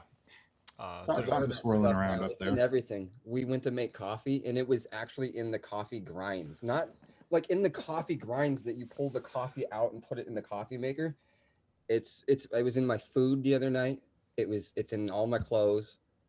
you are making the ultimate sacrifice. If I had a girlfriend, it would be, and I was near a strip club or something, it would be like, it would It'd be incriminating. very. Just don't make dice that sparkle and smell nice, or you're. But hey, I look like real Edward bad. Cullen a lot. Like I'm like glistening. Oh, Maybe man. it will do me a The service. whole Tide Pods debacle. Everyone just keeps eating Will's dice. Oh man, you do have some squishy ones, don't you? Too. I do. Silicone. Yeah. Yeah, I would label those to make sure it doesn't come back to bite you. People eat them, as Michael suggested. Actually, you know what? On the note of eating things, one of the most amazing things I've ever found on Etsy is like a cooking what do you call them? The plastic cooking plastics of like potion bottles. And Mhm. what I want to do for my players when we get to like gather around the table and stuff like that is I actually want to make little potion jellies and like have like hit points. Like if you want to have a potion, you actually have to eat one of the candy. Whoa! That's awesome. I love Yeah. that idea. Will they dude. be straight candy, or will they be So soaked I in want to make something so basically adultish? I want to make different flavored jelly for the glass and just keep it clear. But then what I want to do is I want to make a like a kind of a raspberry kind of liquid jelly. So it's like a different viscosity. So the outside's like gummy, but the inside's all liquidy and gushes out when you eat it. Ooh. Like raspberry vodka or something? I mean, Michael? look, I play with kids for the most part, so I Oh. mean, I might get into a bit of trouble, if I start, giving tiny little shots of Michael, vodka to this might be what you're referencing, but do you have gushers in Australia? we used to back in the day. Okay. But I used to have a little bit too much fun with it. So you don't want to talk, do you, Mr. Gummy Bear? Well, we have ways of making you talk. No, please. Or those Oh, the wax pop bottles with like Oh gosh. fruit juice in the middle? I hated Oh those. yeah. They were always so appealing. Like you always want those things. Then you get them and you're just like, it's just wax with crap inside. I was Oh, dumb man. enough to eat them. Yeah. Yeah, I- Oh, I was too. My first time. I didn't know you weren't supposed to eat the wax. Like, Yeah. It just goes Also- through you. Those wax lips. Do you guys remember those? Yeah. Oh, yeah. I ate those the first time I got one too. I mean, I don't think I ate the whole thing. think I thought figured you it I out. thought you could eat wax lips. I think you can. Weren't they You sweet? can. Maybe that's why I ate it. But the one of the things that I think ruined part of my childhood was, do you remember those like candy teeth? Yeah. I did not realize until I was like in my 20s that they taste like toothpaste. Oh, are these like And that was the point. They're supposed to taste like toothpaste. And as soon as I said, I was like, Yeah. it does. It just tastes like toothpaste. It's like Yeah, now it's candy gross. toothpaste. Yuck. And I was like, as a kid, I just eat them. I just like, screw making myself look like, a dork with like big front teeth or like big chompers. I just used to eat them. And then I'm like, how many bags of toothpaste have I eaten? Ugh, it was awful. I love food. Don't get me talking about candies and sweets and all that sort of stuff. So D&D. D&D. I was the one that brought it up, so it's my fault. I mean, No, it's good stuff. It's important, actually. So good. But you guys have started making your way south in the direction of the Zardarok Sunblight's fortress. The day is clear. It is not even yet midday as you make your way south. Do you guys want to take a more direct route of, for example, Well, actually, maybe I can pull up on Owlbear Rodeo. I'll show you here. Sorry, because I have drawing tools there. Who here has a crossbow or bow and arrow? I mean, does I have a anybody crossbow. You have a crossbow? Mhm. Oh, I was gonna give you one of my arrows, but I don't think you can fire it. I don't Can know if you I fire could. it? I think I would need a Need a bolt. You have a bolts? bolt. You could just stab people in the eyes with them. Yeah, you could hand one arrow out to each of us for stabbing purposes. Yeah. I was thinking of giving one to Nikos just because I envision with the crazy shit he's always doing, he could probably just like shoot it at somebody. He could drop it inside no, of I one of think- his bolts, his Wait, fire. do you have something? Could you, if I gave you one, would you be able to? Well, Nikos has ranged magic, but I know I used to. I think the first iteration of Nikos had catapult, but then I realized why would I want to throw things? So I did have it, but I took it away. Could you hold an arrow like that with mage hand and like zip it across the room into someone's head? I also don't have mage hand. Oh, I, okay. I guess you could. It's 4 pounds Yeah. that you can pick it up to 30 feet. Again, I don't have mage hand. I Wait, could is that- just stab them with. I mean, at some point or another. I mean, maybe it's just me, but at some point or another, I can just lift 5 pounds myself. Okay. I mean, I know I'm a spellcaster and all that, and I know it's pretty rough sometimes for spellcasters to like walk over to a shelf and just pick some stuff up. But I think Nicholas is kind of like, If all right, pressed. let's do it. Yeah, exactly. It's like he's won the Wizarding World's weightlifting contest. He's like, all right, listen, no one's ever cracked 10 pounds. No wizard in the world has ever lifted 10 pounds. You see this bear trap? It weighs 25. Yeah, I've got like 10 bear traps, several metal nets. Yeah, my strength is 10. I'm not being too No strict. on wonder you're encumbrance here. sweating all the time. Yeah, no, All I right. think for the most part my stuff's on my axe beat, like Yeah. the saddle and stuff like that, more than me like Mhm. hoisting this massive backpack. Yeah, and you guys bought a sled as well. I guess go ahead and subtract like 3 gold pieces for that. I have no idea. It's not a huge like dog sled You'll probably. pay for this sled. Sold. Okay. I have no idea. That seems very cheap, but we'll just go with it. All right. Route A, purple. You guys see it on the map there? You can be in Owlbear Rodeo or you can see it on my screen here. Route A is purple. Route B is the blue, or there's Route C, which is whee. It's the other option. So, I mean, what do you guys think? far be it from me to pass up a good passing through Dugan's hole, but the most direct route seems the most prudent. You guys would definitely know that Goodmead and Dugan's Hole are like very small towns. Probably more similar to like Caer-Konig, or even smaller. Okay. To just to play devil's advocate, I also agree that the direct path is probably good, mostly because I think it might also be a point in which we could ask about any Duragar sightings. But that being said, if the path does take us through 2 towns, it means we could come across Duragar scouts before we get to the lair. If we go through the wilderness, we're less likely to be noticed, especially if we aren't taking a direct route. If you think about their defenses, they'll probably have scouts and the like lined up to spot, especially us. I feel like we are like the speaker back in at East Haven knows who we are. It would be very surprising if the Sunblinders hadn't got word of us, and especially Grokvar. That'll probably do you- make our trip. Do take you longer. mean, Michael? Are you describing the one Duergar who we know like basically ran away from the altercation? So he probably already has tried, at least attempted to go back to a fortress. Well, yeah. Well, there's also Uh-huh. divinations. There's also other magics that can be used, like message spells and the Mhm. like.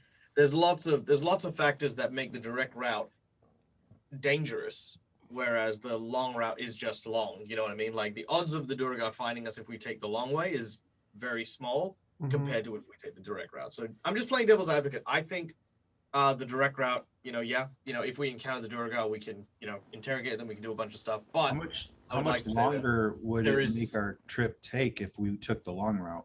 Oh, I would say probably more like 12 or 13 hours as opposed to 10. So our Yes, 4 that's an days extra would 3 still- hours for that. So Yeah. I mean, what do you say? If we go the long way, we gotta go through red waters, and then there's a bunch of ice, and we can, I don't know. I like guys. Uh, No, what am I saying? Well, ice and water and icebergs and. Waterbergs. But it looks fun. You go left and you go right, then you go left again, and then you go right and left and right and left and right and left. I feel that time is of the essence, so my vote is for the direct route. All right. Clay? What say you, Clay? I think the direct route makes the most sense. I don't know. Alright, I the feel direct like route. if they were gonna have scouts out, they'd be more likely to have sent them to the towns because they'd be, but maybe not. I suppose we may not know that one way or the other, if they're invisible or simply Unless the DM tells us. too fleet on their feet and are ahead of us. There are at least 7 invisible Durgar in. Eh, No. Find them all to complete the quest. All right. It's like feathers in Uh, Assassin's okay. Creed. So so- Fizwick's vote was red route, and Clay and I are blue route. And No, Fizwick didn't want to go the red route because he didn't want to deal with the Oh. iceberg looking. Yeah. He Okay. said He doesn't like falling in the water. Yeah, So are we- blue are we- route it is. are we 2v2 on this? Where are we at? Where are we at? Direct route. I think you guys are all Okay. leaning toward the blue, right? Blue. Yeah. Yeah. Take the blue Stop pill. trying to make up conflict where there is none, Alex. Okay. All right, you know me. Yeah, right. All right, cool. So there it is. The journey goes mostly smoothly. The wind is definitely picking up as you get closer to the mountains, kind of just howling down these little ravines and in the foothills there, starting to pick up and intensify. Why don't we do this? As you get closer to the mountains, it becomes more important to have someone who is skilled in maybe leading the party along the most direct route. You all have encountered avalanches before. I'm assuming you want to avoid such things.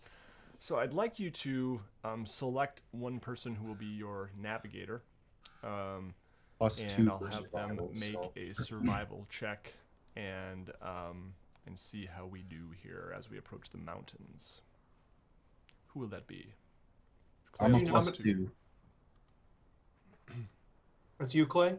Are you nominating yourself here? I don't know. I'm just saying I'm a plus I 2. think so if Fizwick anybody- has high survival as well. What's your survival skill there, Fizwick? +3. Okay. Well, what do you guys think? Fizwick might as well guide us if he's got the Got wherewithal to do so. sharp The dog is senses. still with us. The dog Mhm. is lapping,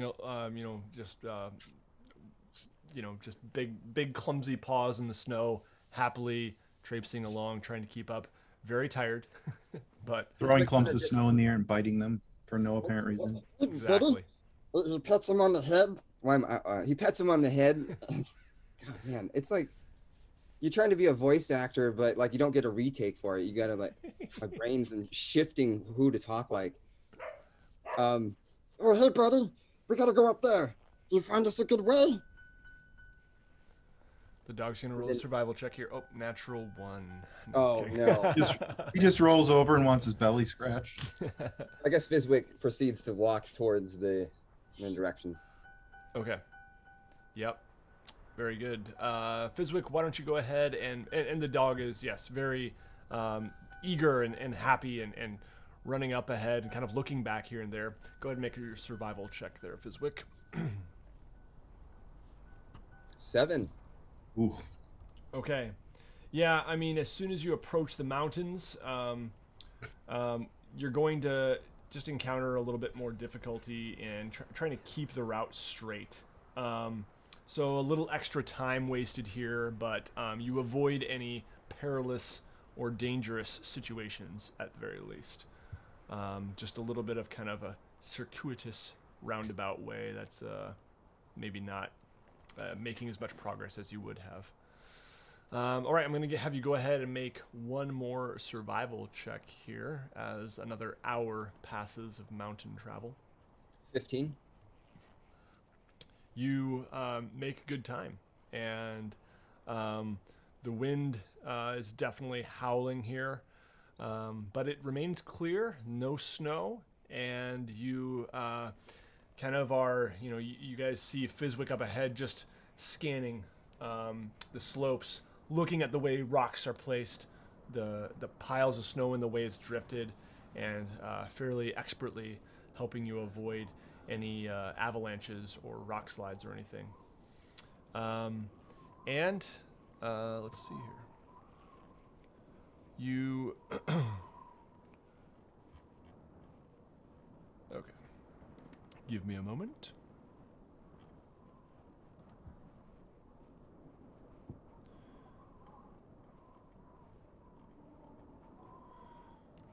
All right.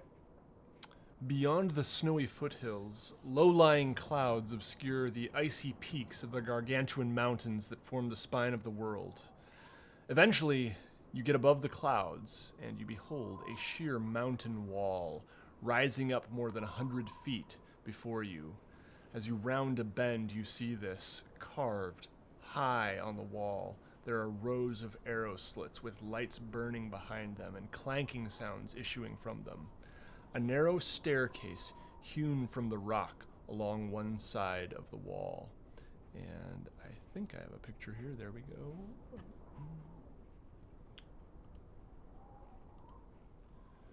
And there she is. Wow. Are Sunlight those Fortress. windows carved into the face of? They are, yes. Lights flickering in these windows. And there's a staircase going up. Yes, that left side, you can just barely see it probably in the picture here, does have a staircase that Oh, goes okay. up that direction. Wow. What would you guys like to do? Rakvar, what do you make of this? Oh, the make and the design and everything really definitely has the look of my people. I'll say that much. I wonder if there's any point at all in scouring the base where it meets the hill here to see if there's any other alternative in.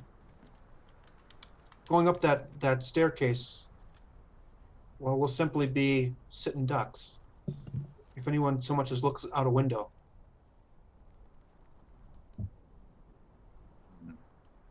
Fizwick? Can I count on you to go ahead and scout along the base of the fortress and do it without lighting a single fire? Sneaky, sneaky? Sneaky, sneaky. Oh, Literally or metaphorically, no fires. Fizwick can do sneaky, sneaky. All right. So you're going to send Fizwick up ahead to just kind of scout out a little closer. All right. Fizwick, go ahead and make a stealth roll.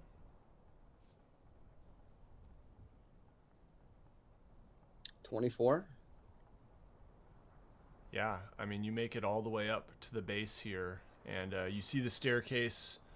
As you get closer, you can see a little bit more definition in the stone of this fortress here. You hear the clanging noise up ahead, louder, and yeah, you don't really see any signs of movement. The stone is smooth except for little kind of ridges, just very excuse me, slight ridges in the layers of bricks that have been carved here, and the staircase to your left. Okay, Fizwick just wants to run back and let him know what he saw. So So you're telling me that there are slight ridges in the carving along the face of the rock? Yep, that's exactly what I said. Did you try to, if you were to try, could you put your hand on it? Could you try? Could you climb, or is it beyond your ability? I'll show you guys here a little closer. You can just barely see, and they stop about right there, Okay. probably. Yeah. That there It's are decorative. like large, yeah, just kind of like almost like steps. But once you get right about there, they just stop, and it's pretty sheer after that. And they're probably, I would estimate maybe 10 feet between these kind of ridges. How far away from the wall are we, and can we tell it goes straight up? Like not the carved portion, but the actual mountain portion? Yeah, the mountain wall here is pretty much straight up. I mean, it's definitely Like, could we not climb it? completely And then straight. you said it was 100 feet? Yeah. I mean, that doesn't seem too far to climb if we wanted to climb and get up on top of the fortress. How achievable is it if we were to? I mean, this would clearly take longer, but what if we went around? Yeah, what if we scouted out the area and like, are we still sure there's not a sewer duct or something that? That was your So- job, Fizwick. Well, like I thought that's what I did, didn't I? Or like I Yeah. thought. Yeah, no, you didn't see anything. You were already done that, and you didn't really see any outlet or So, any chink in the rock or anything. Their poo flows in the other direction. Nikos, I know I was in a real rush earlier, but I'm wondering now. Do you think it would take too long for us to try and find an alternate route to actually go around?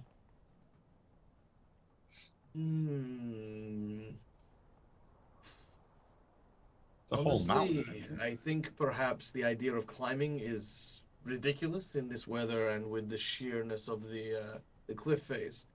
Walking around could again take more time, and if we do not find anything, it is time simply wasted. I suspect that at the top of the ridgeline, Fizwick found there might be a concealed passageway. Look at the size of these gates. There's no way looking over at Grokvar. There's no way anyone could through sheer might force these open and close. If I had to guess, I would say that they are superfluous to the fortress, and a secret entrance lies just here somewhere. Should we look? Is there a gate in the front? Is that what that sort of central That's portion what- is? Oh, is that not a No. gate? No, it's actually Also- not a gate. There's only, you guys see a raised platform up like here above the. Oh. What and about that's- between those two lights in the middle, like directly in the center? That like Yeah, hidden this sheet there. or this? Yeah. Yeah, this is Oh, not a all of gate. it, the There's whole no gate thing. here. This is all just sheer rock, pretty much. Ah, okay. So I Yeah. I thought there was a massive door, and I was just like, oh yeah. Yeah. Is there any Okay. way Fizwick could Nikos, get, as I hear the clanging inside the fortress, I realize that they must be working some metal in there, and perhaps chipping at stone, and they might have a smelting furnace. If they do, then that exhaust and smoke belching forth has to go somewhere. And oftentimes they might have a chimney or an exhaust vent somewhere coming out the top of the mountain where we don't currently see.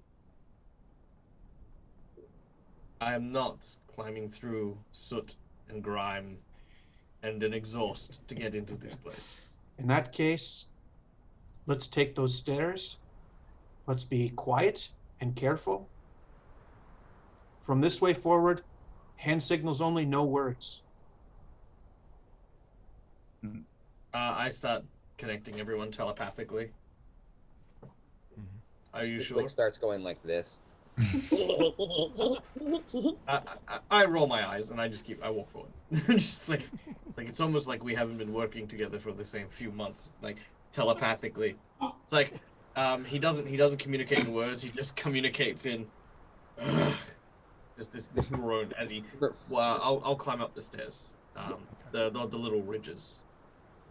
Okay. As you guys approach the fortress and just get a little closer, let's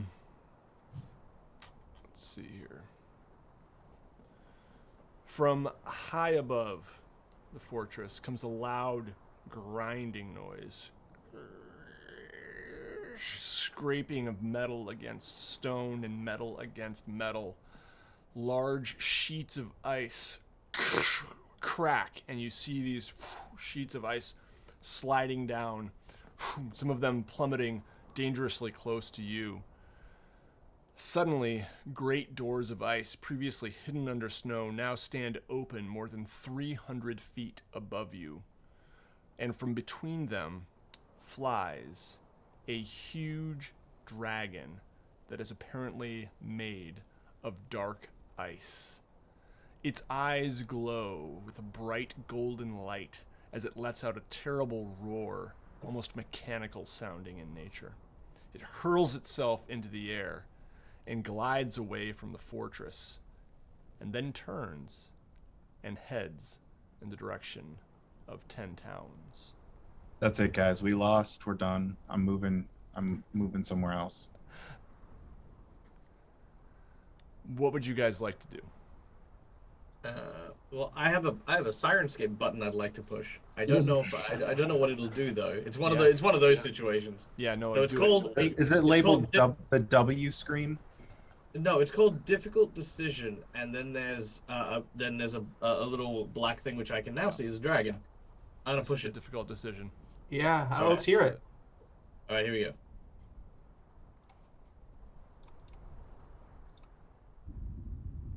Wait, is there an opening in front of us that we could get into, or are we deciding between like going back to 10 towns? Hold on, I need to hear this.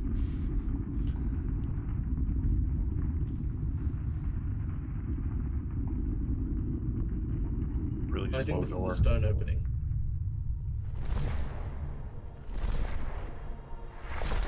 Ice falling all around.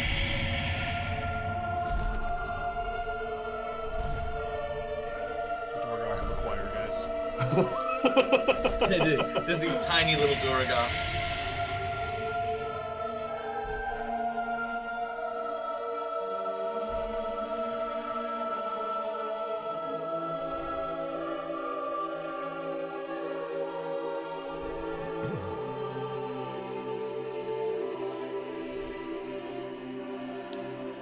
So, a difficult decision lies before you. I mean, after that, I feel particularly peaceful about the whole thing.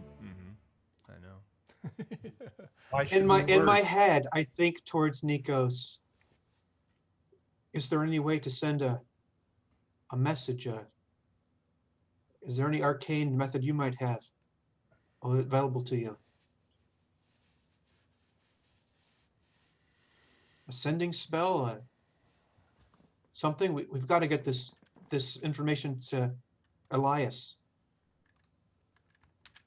Hey boy, Timmy's lost at the well. Oh. Wow. No. Okay. And You know that sound was really cool when that dragon was flapping its wings. They sounded like kind of mechanical and heavy. You know what I mean? Wow, Oh, yeah. class act over there. That's, Yeah, oh yeah. Definitely looks like the wings are not made of metal, like the actual wing material. It appeared almost like rubbery, maybe. yeah. The rest definitely like this is Chardolin. Hmm. That's really cool. I wonder if they're Alright. controlling it from inside. So Nikos says outrightly, I do not have any abilities to be able to communicate with the town. And even if we did, I don't think there's anything we're going to be able to do, or they're going to be able to do before it arrives. I think... Wait, how far away are we from the town? We're like 10, 12 hours away, Yeah, roughly. mhm. Yep. Well, here's some terms then that might be close to your heart, Nikos. Perhaps it's time to rip the brain out of the head, so to speak. That's not a term I enjoy. But do we have like a water, like, you know, one of those big water horns? By any chance? I would imagine you have like water skins. What were you thinking?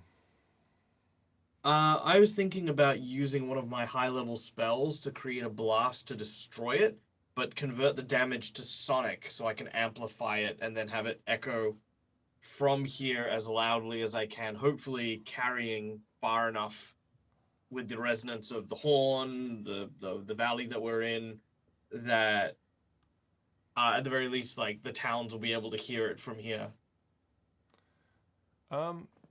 Yeah, I mean, I think you could try that.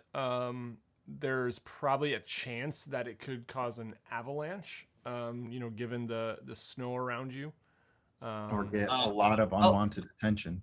Yeah, I'll let them know. That's the only way it's gonna happen. I mean, I might be able to give them an early warning sign, but this would be it, and it may cause an avalanche, and we will definitely get spotted. It is up to us as to whether or not which is more important right now. I'd rather head up and see if there's something inside that might be controlling this thing, and if we can take care of it, knock it out of the sky in the other way. Yes, but if there's not, we're just letting it approach them and then rip into them until and then not do anything to help out. But as you said, there's nothing we can really do to stop it anyways. And also, before we left, we did tell them to be on watch, so perhaps that could give them an edge they may not have otherwise had. Yes, but I don't know if they'd have enough time given how long it's taken. We're 10 hours away on foot. I don't know of any sound on earth that they could hear from here. Yeah, 10 hours away. I imagine with I'll explain. Like I could with. Can you shoot some kind of beacon into the sky that they could see? And you make it look like a big bat.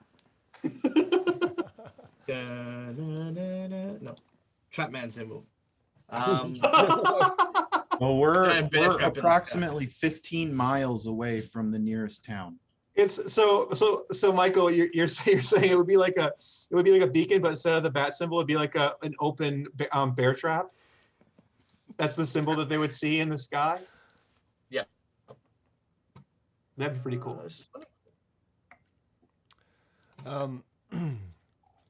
You guys. Well, let me see. Yeah. You hear behind you someone calling. Hey. Hey. Like away from the fortress? Yeah. I turn around and look. Wait, are we up the stairs? No, you're like right at the base, like okay, like maybe a foot on. Okay. And you see approaching you a woman, hooded, fur-lined hood. She says, she's an older woman. Did you seize that thing? We did indeed. Who are you? And are you following us? My dog. Well, to be honest, and she kind of like wipes, just her eyes are watering from the cold and the snow. To be honest, yes, I was following you. How far? From East Haven. What's your name? It's very cold up here, and she's kind of rubbing her sides. My name is Belin Harpel. What are you going to do? Try and get more information from you. What is the nature? Why would you follow us? I thought I might be of service and could,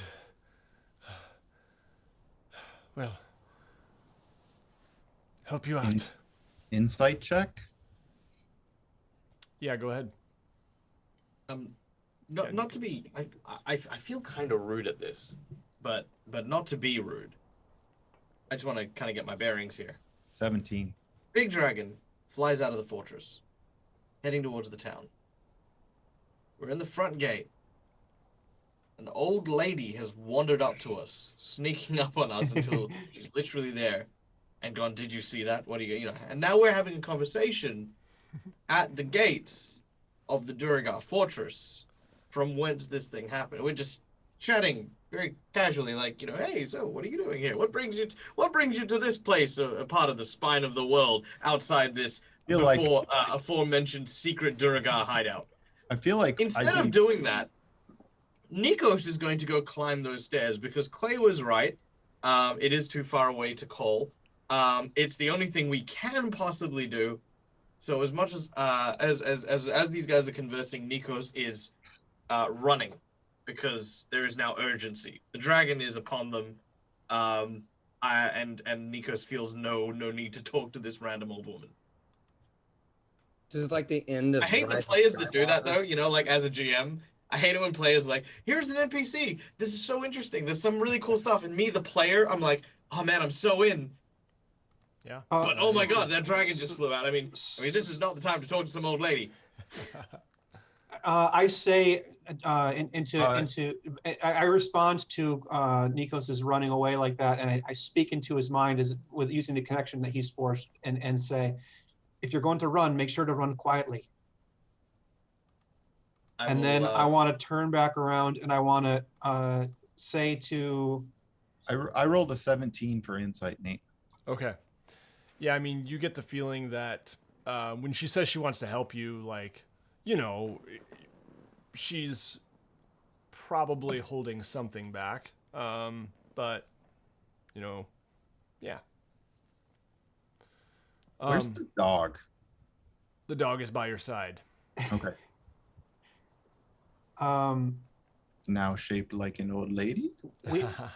We've got to follow our hasty friend who's leapt ahead of us here, but what exactly are you offering in help?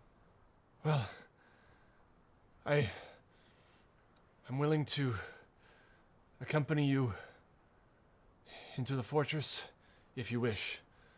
Or I do have 2 dog sleds that could make good speed back to 10 towns if that is what you wish. But either way, I offer my service. What do you feel you could contribute by coming with us into the fortress? I am a magic user. And she kind of pulls out like her hand, and like this blue light kind of, twirls about her hand.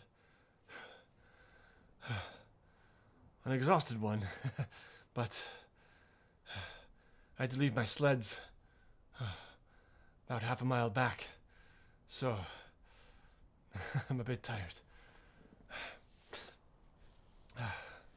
I mean, I'll not stop you from going wherever you wish.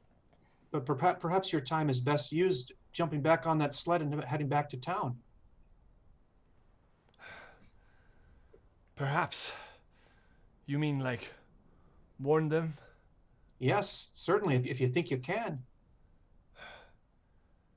Well, I have to admit I preferred to stick with you, but if you think this is best, I will do it. I don't know that she'll make it. Yeah, I think that's a poor idea. That thing was flying in the air. I don't know how the dogs would. Well, right, The DM offers you a buff. You got to take it. I certainly don't- won't don't- be able to beat it. Come on, Or- we gotta go find my friend Nico. We've got Listen. one clear area, one direction to go Listen. right now. So let's go this way. Listen, I can see reason when it's presented to me, and my fellows here are right. There's no way, magic or otherwise, you could make it back on time.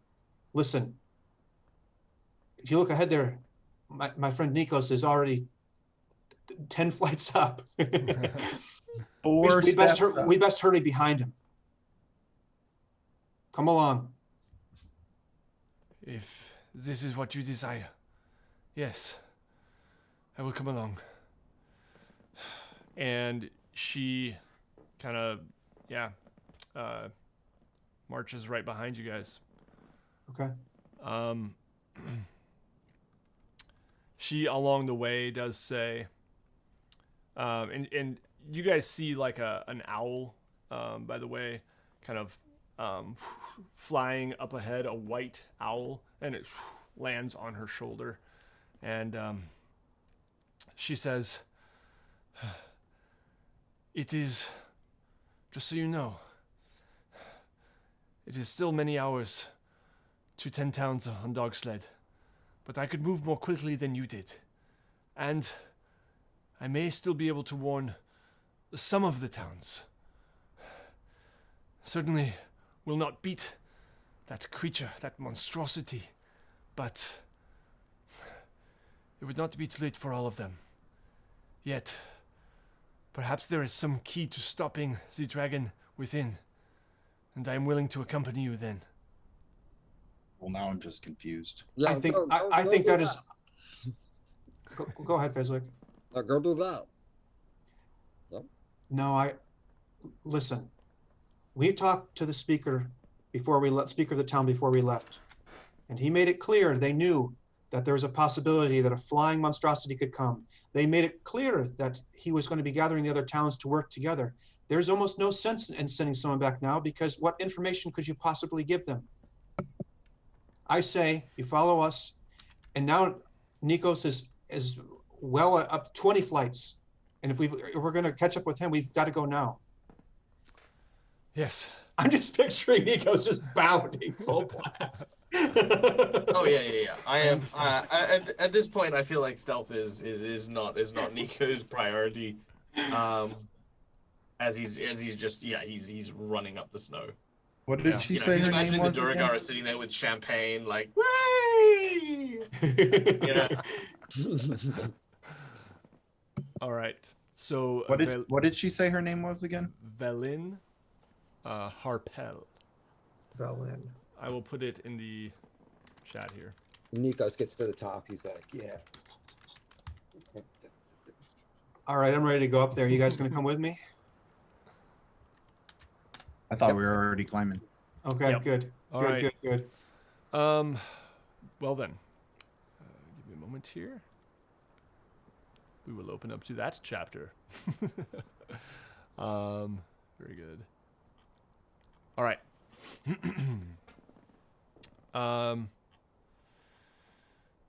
You ascend the stairs, and the moving east as you near the top of this fortress, and I'll show this here. Look at him go. Order, bring to front. There we go. Okay. So you guys can see that this area right here is the where that entrance is. Okay. So as you kind of ascend to that platform at the top here. Just lost it. There we go. Moving east from the top of the stairs leads you to the entrance of the fortress.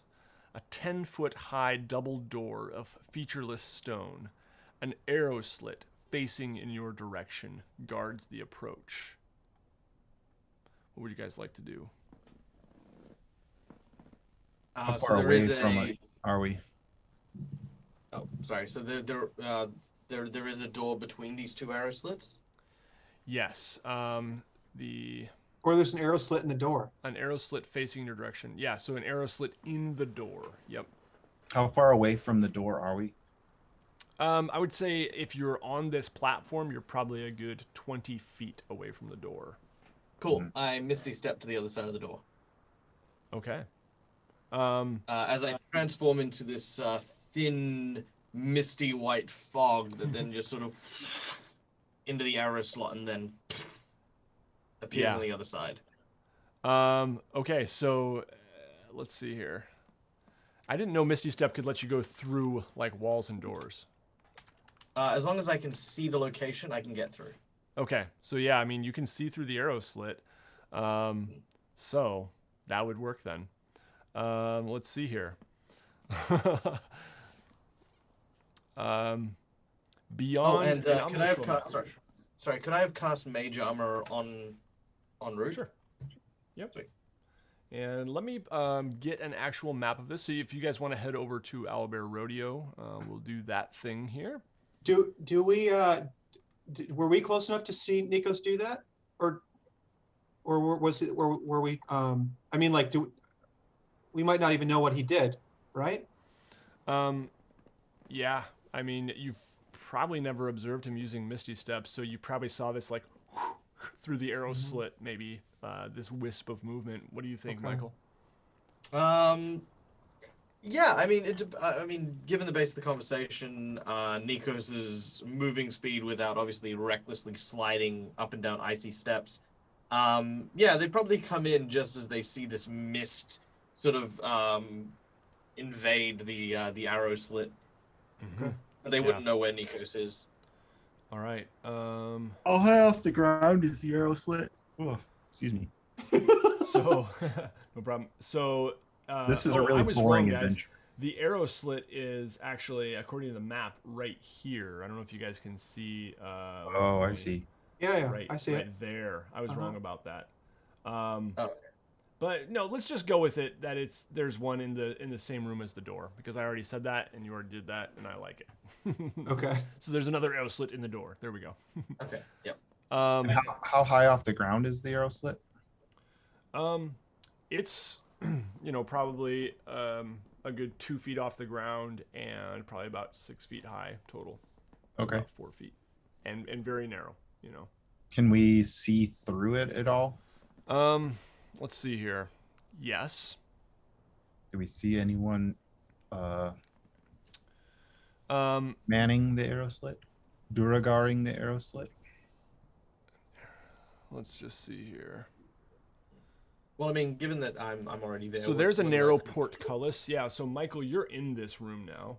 And sorry, let me read a little bit here. There is a Duergar guard who you probably would have seen kind of peering through the arrow slit, and maybe you misty stepped over his head. Yep. And let's see here.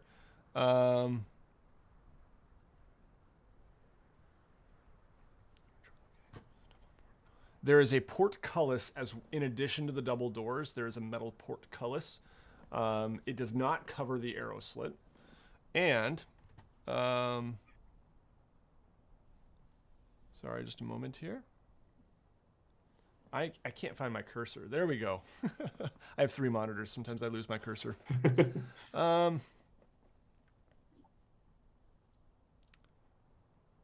Yeah. All right, so Michael, you are in this space. You see and I'm going to reveal it on the map now too. Let's see here.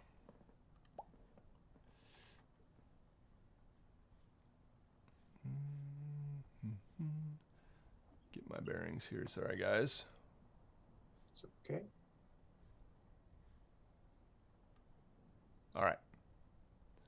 So Michael, here is what you see. In this room here, there is a Duergar guard. Where's my Duergar? There he is. Okay. And these are actually 10 feet squares here for the record. So let's make him a little bit smaller. There we go. So Duergar guard right there. And yeah, in this room, through the arrow slit, you guys would see, if you're looking through the one to the right, you would see not too much, but we'll just go ahead and brush off a little bit of that fog. How do you know how much fog to brush off? So I don't see it black. I see it as like semi-transparent on mine. So yeah, you guys see into another room right here. And let me figure out what room that is a moment. That is going to be X6, which has... I would like to signal to the party for us to get up against the wall so we're not within sight of whoever's looking out of that arrow slit. Yeah, all you guys see in there is like kind of a flame, the light of fire, basically burning. You Okay. can't quite see the source, but you see fire glowing through there, and you see more arrow slits in the front of this area, actually. So I'll show you that here. Like that. Okay. Okay. So those are the ones that we're looking out on the top there. If you guys, so Michael, you have Misty stepped behind this Duergar. Okay, so Misty Step's a bonus action. Yeah. So what I would like to do is, as I appear behind the Duraga, I'm gonna have my eyes sort of glowing as I'm going to reach into his mind and try to use Mind Spike. Okay. Yeah. Why don't you go ahead and make a stealth check with advantage here, just to see, and then we will roll initiative. But I'm going to give you a chance with advantage to get the jump on him to do that. Ooh, that is a 19. Okay. Yeah, and then let's have everyone go ahead and roll initiative as well. How do I put myself on the owlbear map again? I can put you out there. I think I have to do Okay. it. I see. 24. All right. 22. 10. 4. Okay. So, who got 24? Clay. Clay. Yep. Michael, what'd you get? 22. Okay. Clay. Now, how long am I up here before they get within range? Just a minute, sorry. Let me finish initiative first. Clay, then Nikos. Okay. Then, sorry, what did you get? Fizwick? 10. 10. And Grukvar? 4. Okay, so we have Fizwick, and then Grukvar, and, all right, and then my Dorgar are, okay. Okay, Michael, what was your question? Sorry. Oh, how long do I have before they arrive up here? So they are up here, and they probably just like came up and saw you just through the door. Okay. Unless you really want to like have, totally surprise them with that. I'll let you decide. Well, no, it's just I want to know if they're, because obviously I didn't see them approach. Yeah. So if I can see or hear them at this point, I want to try and, my goal is to try and take out these guys, well, this guy at the very least, quietly, and then open up the portcullis. But I don't really want to open up the portcullis before they're up here, if that makes sense. Yeah, absolutely. Okay, let me get the tokens out here, and all right, cool. So, yeah, you can definitely,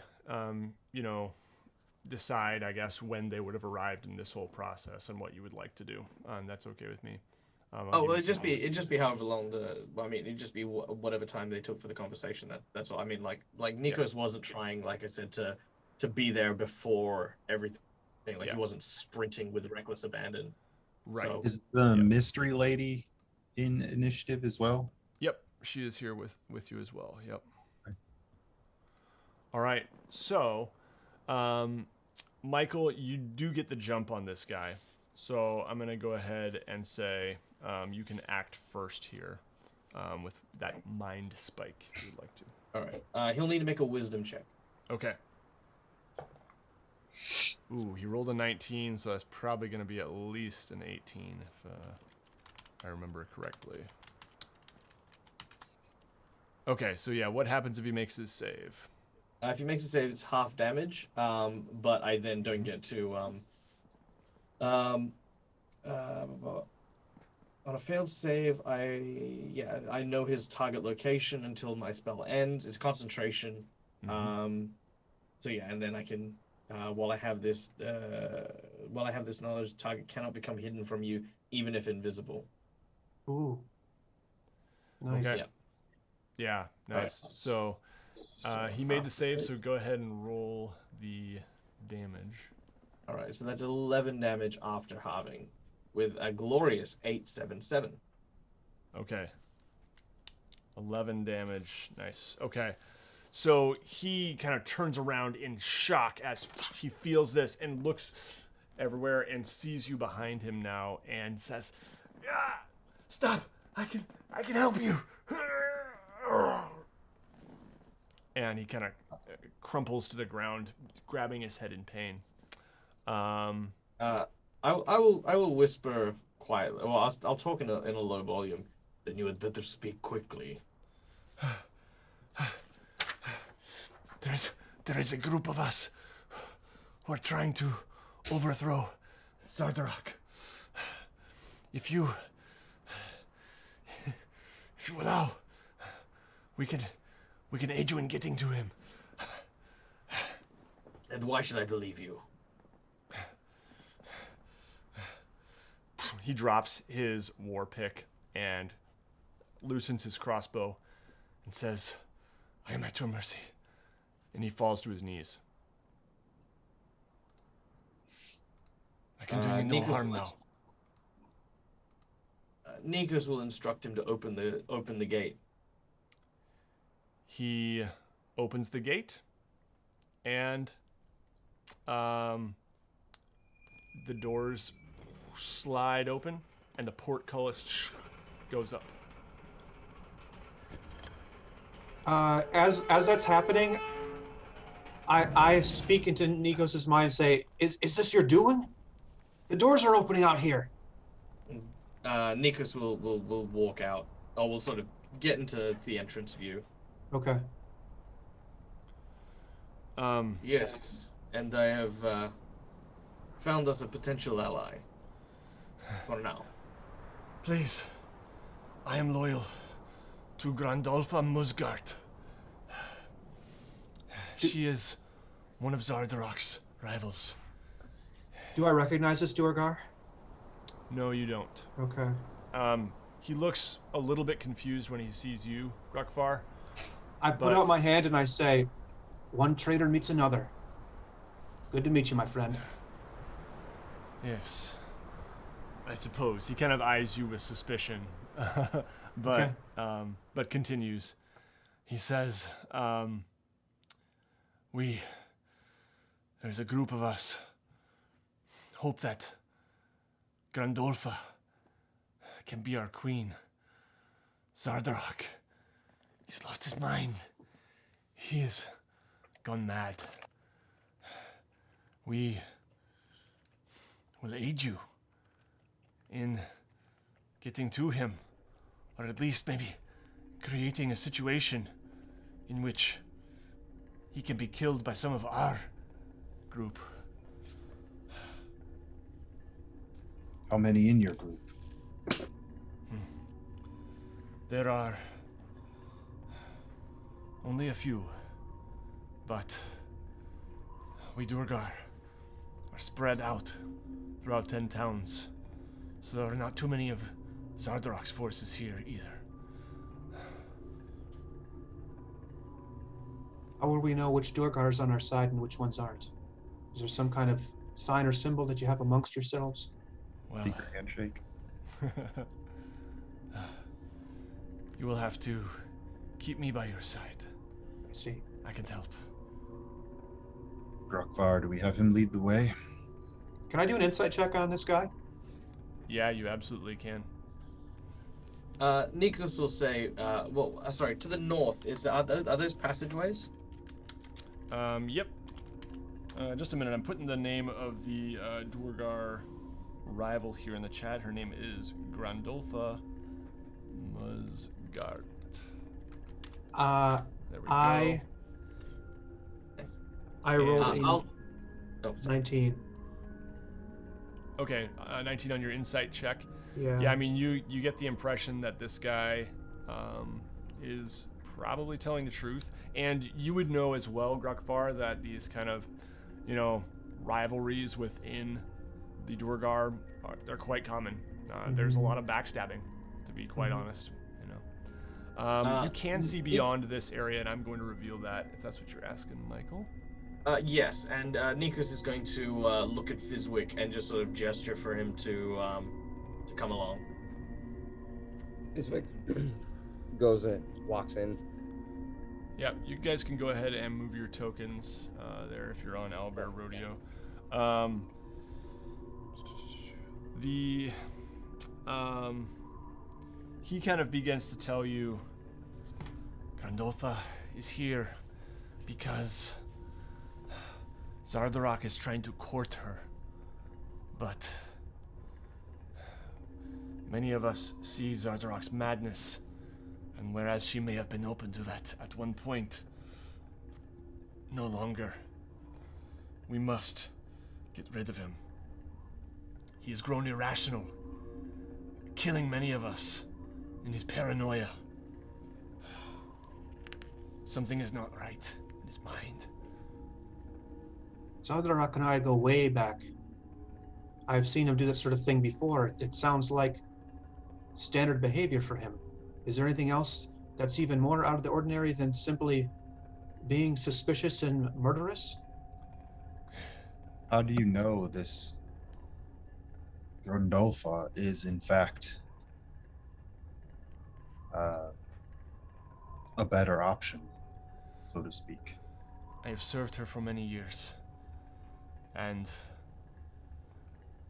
if you knew Grandolfa, or if you knew Zardarok years ago, the paranoia has tripled these past several weeks. It's getting out of hand.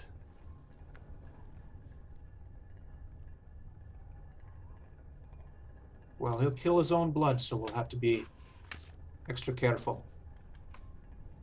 Yes.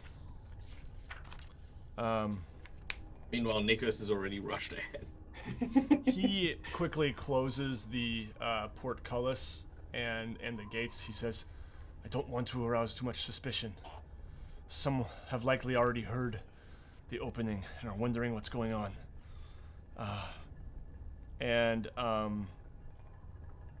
Yeah, sorry, just give me a moment here.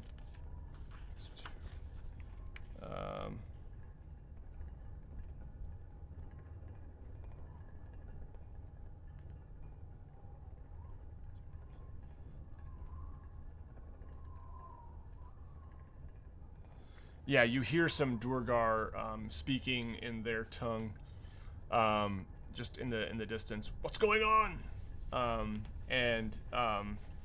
Your new friend here says, "Oh, nothing. Sorry, I slipped. My hand slipped, and closed it again now." Do we hear any further footsteps? Are they staying where they're at? You don't hear any further footsteps here. Okay. Yeah, I mean, you kind of heard some shuffling, possibly to your left, we'll say. And in that arrow slit to your left, you can see some movement of just bodies moving about. Okay. That arrow slit to the left. Can we peek in and see if we can see through there? Yeah, you see several Durgar, yeah, they seem to be. It seems to be kind of a barracks room of sorts. Nikos and Fizwick are going to head down the corridor to the left. Okay, there is a set of stone doors here, and shoot.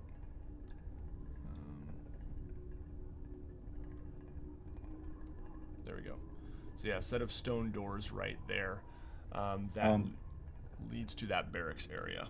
Can I ask the rebel dwarf there if any of his buddies are in the room through the arrow slit?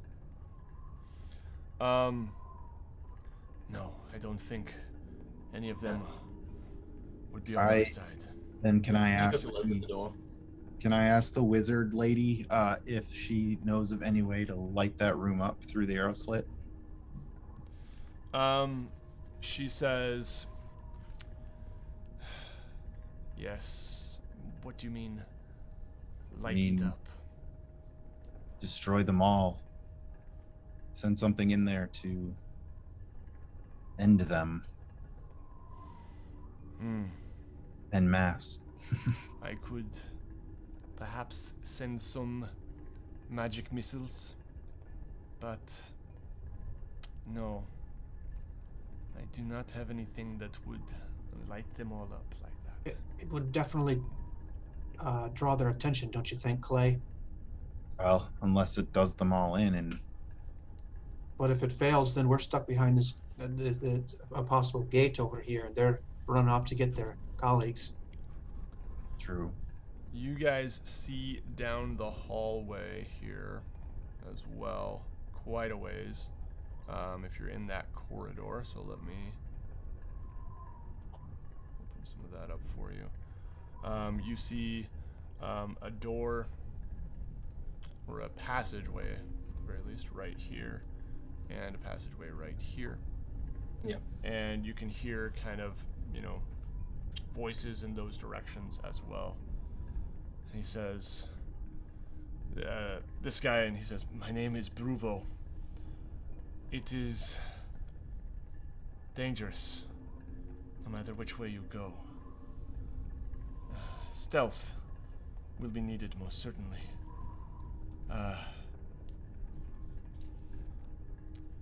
Well, what I prefer, Bruvo, is to clear out room by room.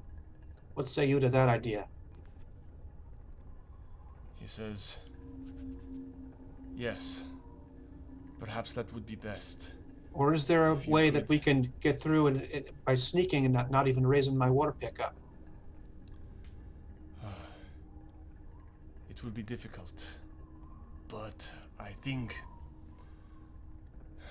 perhaps room by room, if you went into this room and were to slam the door shut just behind you, that perhaps could work.